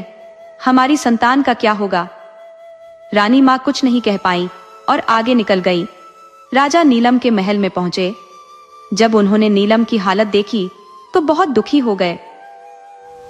नीलम उठने का प्रयास करती है, लेकिन राजा उसे मना कर देते हैं। राजा देखते हैं कि जिन नीली आंखों का जादू उन पर चला था, वे अब अंदर गहरी थी और चारों ओर काली थी। उसका शरीर तो बस हड्डियों का ढांचा रह गया था। उन्होंने मन में सोचा, ये शरीर कैसे एक बच्चे को खुद में धारण करेगा? राजा निर्दयी तो थे नहीं, लेकिन जब नीलम की यह हालत देखी तो उन्हें बहुत दुख हुआ। नीलम के प्रति सहानुभूति और आत्मग्लानि महसूस हुई। मैंने नीलम की खैर खबर क्यों नहीं ली? लेकिन नीलम अब भी उनके लिए केवल एक स्त्री थी, जिसके पेट में उनका बच्चा था। सूर्य प्रताप सिंह ने सभी दासियों को इकट्ठा किया और उनसे पूछा, नीलम की हालत इस प्रकार क्यों हुई है और इसके लिए हमें सूचित क्यों नहीं किया गया? जब दासियों ने बताया कि नीलम स्वयं के खाने पीने का ध्यान नहीं रखती और दिन रात उनकी राह तकती रहती है, तो राजा को खुद पर बहुत क्रोध आया। उन्होंने सोचा, मैं इतना दान पुण्य करता हूँ, लेकिन अपनी अर्धांगिनी का इस तरह दुख हुआ, क्या भगवान मुझे माफ करेंगे? अब राजा ने आदेश दे दिया कि नीलम को बिल्कुल भी बाहर नहीं जाने दिया जाए। उसका बहुत अच्छे से ख्याल रखा जाए। फल, दूध, भोजन सब समय पर दिए जाएं। उन्होंने डॉक्टर को भी निर्देश दिए कि दिन में 2 बार आकर नीलम का चेकअप करें। लेकिन राजा सूर्य प्रताप सिंह ने आज भी नीलम से कोई बात नहीं की। नीलम अपने भाग्य पर विचार करने लगी। आज तो स्वामी के दर्शन हो गए, स्वयं आए और मेरा हालचाल भी पूछा। वह निहाल हो गई और दासियों को आवाज देने लगी, मेरा पूजा का थाल कहाँ है? मुझे मंदिर जाना है, आज तो बहुत वक्त निकल गया। जमुना दासी ने कहा, नहीं रानी, सही बात है, आप कहीं नहीं जा सकती। राजा साहब ने मना कर दिया है। आपका स्वास्थ्य भी सही नहीं है। राजा साहब ने खूब ख्याल रखने को बोला है। अब आपको अपना और अपने बच्चे का ख्याल रखना है। आपकी संतान भी आपकी जिम्मेदारी है। नीलम अपने पेट पर हाथ रखकर बोली, यही तो है जिसकी वजह से मैं जीवित हूँ। मेरे स्वामी, मेरे बच्चे का ख्याल तो मुझे रखना ही है। उसने यज्ञ में तरह तरह के भगवान बनाकर लाई और आग्रह करके नीलम को खिलाने लगी। नीलम को दादी माँ की याद आ गई और उसकी आंखों से आंसू टपक पड़े। दासी जमुना ने देखा तो बोली, क्या रो रही है रानी नीलम? बच्चे के स्वास्थ्य पर बुरा असर पड़ेगा, आप अपना ध्यान रखिए। यमुना ने कहा, रानी माँ, ओबैदी स्वयं अपने हाथों से खिलाकर जाती है। उसके बाद रानी ने कहा, हम चलते हैं, आप अपना ख्याल रखिए, और प्यार से नीलम के गालों पर हाथ फेरा। जैसे ही रानी माँ पलटी, नीलम फूट फूट कर रोने लगी, लेकिन रानी माँ ने पलटकर नहीं देखा। वे सीधे द्वार से बाहर निकल गई, क्योंकि उनकी आंखों में भी आंसू आ गए थे, जिसे वे किसी को दिखाकर खुद को कमजोर साबित नहीं करना चाहती थी। नीलम सोचने लगी, ये संतान तो मुझे बहुत खुशी दे रही है, जिसकी मैंने कभी कल्पना भी नहीं की थी। इतने में राजा सूर्य प्रताप सिंह का प्रवेश होता है। उनके हाथ में एक फूलों का गुच्छा होता है। वे आते हैं और जमुना से कहते हैं, इसे रानी जी के पास रख दीजिए, इससे उनका मन खुश रहेगा। फिर वे नीलम की तरफ देखकर कहते हैं, आप कैसी हैं, नीलम? नीलम थोड़ी सी सकुचाती है। यह पहला मौका था जब राजा ने उससे बात की थी। वह जवाब नहीं दे पाती कि क्या कहे। राजा सूर्य प्रताप सिंह का मन नीलम से बात करने का नहीं हो रहा था, लेकिन वह कुछ और बात शुरू करना चाहते थे। फिर वह फिर से पूछते हैं, अब आप कैसी हैं? बताइए ना। अगर आप हमसे बात नहीं करना चाहती तो हम चले जाते हैं। नीलम झट से कहती है, नहीं, आप जाइए मत, आपके आने से हमें अच्छा लगता है। राजा नीलम से कहते हैं, जब आपको हमारा आना पसंद है तो आप हमसे बात क्यों नहीं कर रही हैं? नीलम कहती है, नहीं राजा साहब, ऐसी कोई बात नहीं है। फिर राजा पलंग पर बैठ जाते हैं और नीलम से कहते हैं, अच्छा ये बताओ, आपको क्या पसंद है? नीलम पहले तो उन्हें एकटक देखती रहती है, फिर कहती है, राजा साहब, मुझे खेत खलियान और आकाश में स्वतंत्र उड़ते पक्षी बहुत पसंद है। उन्हें पिंजरे में कैद करना मुझे बिल्कुल पसंद नहीं है। राजा साहब कहते हैं, ये तो बहुत अच्छी बात है। आपको पता है हमें क्या पसंद है? नीलम कहती है, नहीं। तो सूर्य प्रताप शाही कहते हैं, पूछे ना, हम बताएंगे। राजा खुद ही कहते हैं, आप तो पूछेंगी नहीं, हम ही बता देते हैं। हमें चौसर खेलना और शिकार करना बहुत पसंद है। क्या आपको चौसर खेलना आता है? नीलम हिलाकर मना कर देती है। राजा कहते हैं, हम आपको बताते हैं कैसे खेला जाता है और ताली बजाकर चौसर खेल सिखाते हैं। नीलम को खेलना सिखाना बहुत अच्छा लगता है और उसे सूर्य प्रताप सिंह के समीप रहना भी अच्छा लगता है। रानी चंद्रप्रभा और प्रभावती के पास जाकर कहती है, दीदी आपने सुना? हाँ छोटे, सुना। ये बहुत खुशी की बात है। चंद्रभागा ने सवाल दागा, पर दादी, राजा साहब तो उसे बिल्कुल भी पसंद नहीं करते थे। तब बड़ी रानी कहती है, छोटी, ये तो राजाओं की बात है। राजा ही जाने कब उनका दिल किस पर आ जाए, कुछ कह नहीं सकते। फिर चंद्रभागा ने प्रसन्नता से पूछा, अगर उसे पुत्र हो गया तो राजा जी तो उसे ही प्रेम करेंगे ना? तब बड़ी रानी कहती है, तुम इतना क्यों सोच रही हो? छोटी, धैर्य रखो। चंद्रभागा कहने लगी, दीदी, इतने दिन तो कभी उसकी सुध नहीं ली, और जब से उसके गर्भवती होने की बात सुनी है, रानी उमा और राजा जी दोनों उसकी सेवा टहल में लगे हुए हैं।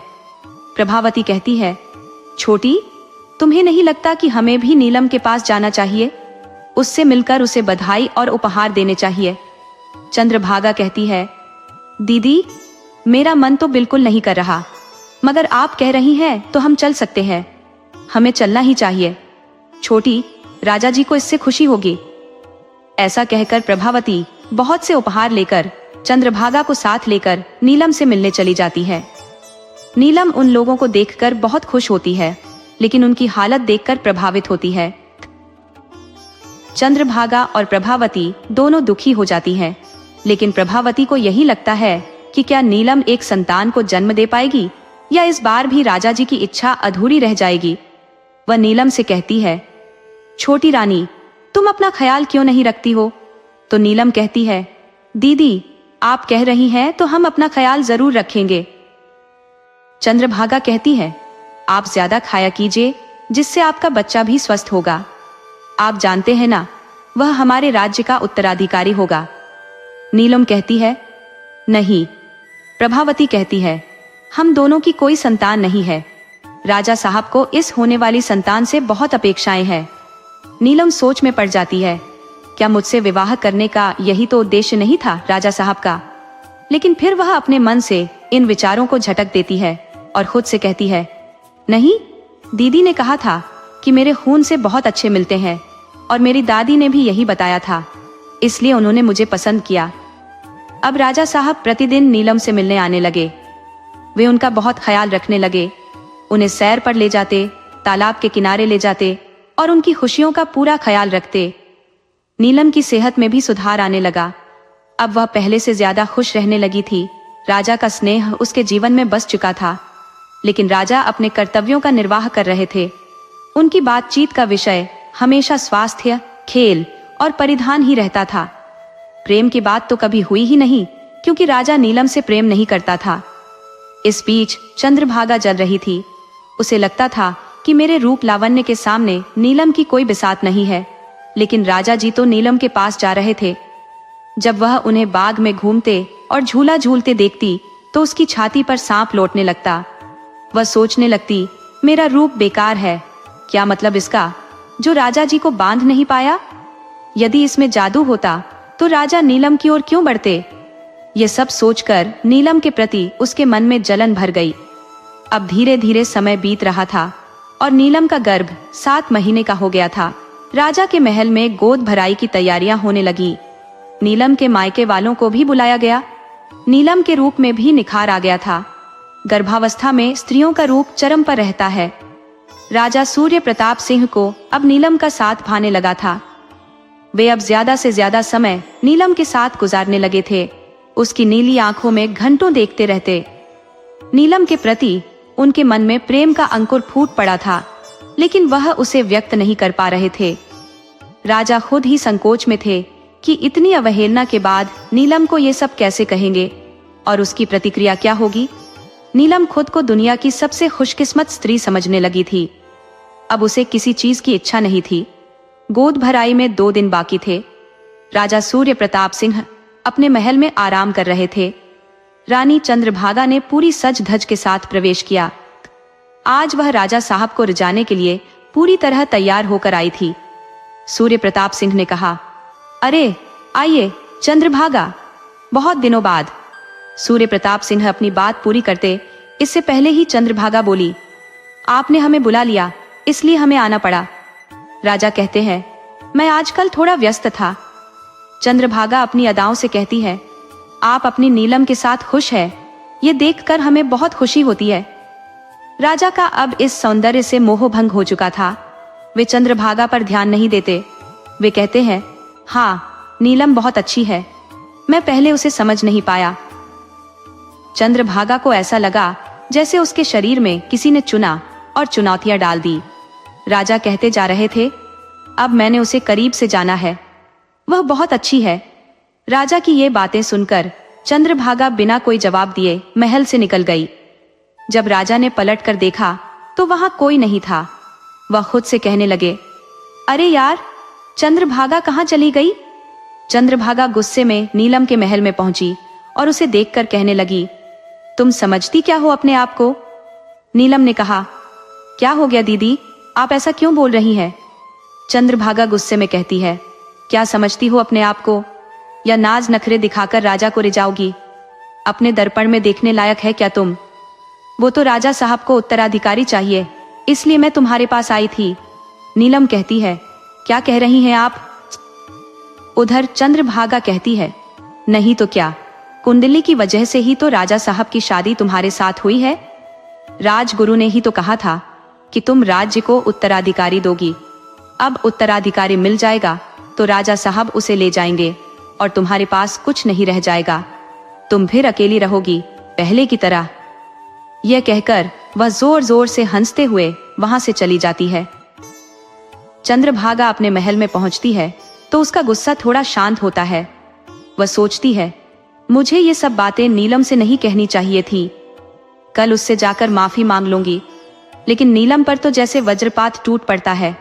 वह सोचने पर मजबूर हो जाती है, क्या इसी वजह से राजा मेरे पास आते हैं और इस बच्चे के आने के बाद मुझे छोड़ देंगे?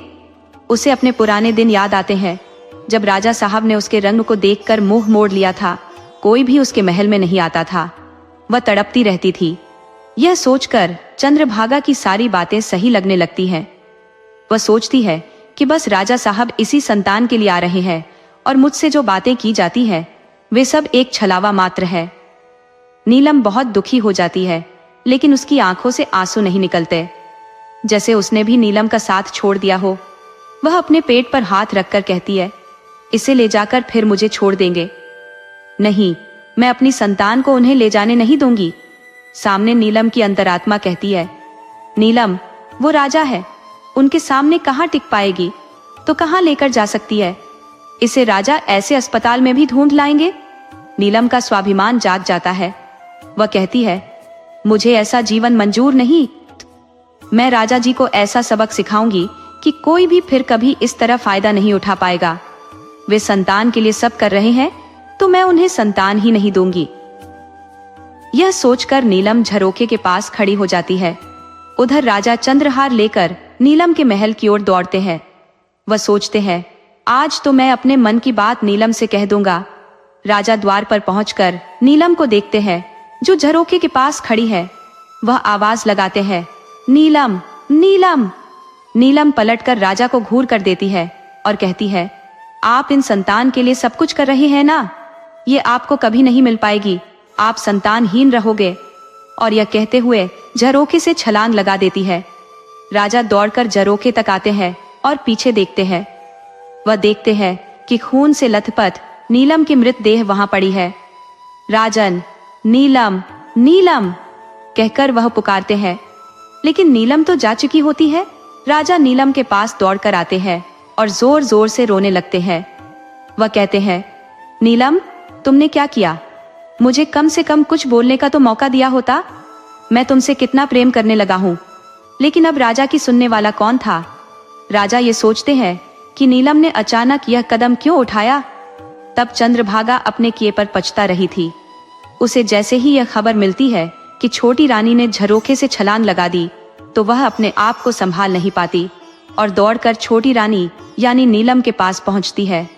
वह रो रो कर कहती है, छोटी रानी, हमें माफ कर दीजिए। हमने तो स्वतंत्रता के कारण आपको खरी खोटी सुनाई थी। हम नहीं जानते थे कि यह नजाम इतना बुरा होगा।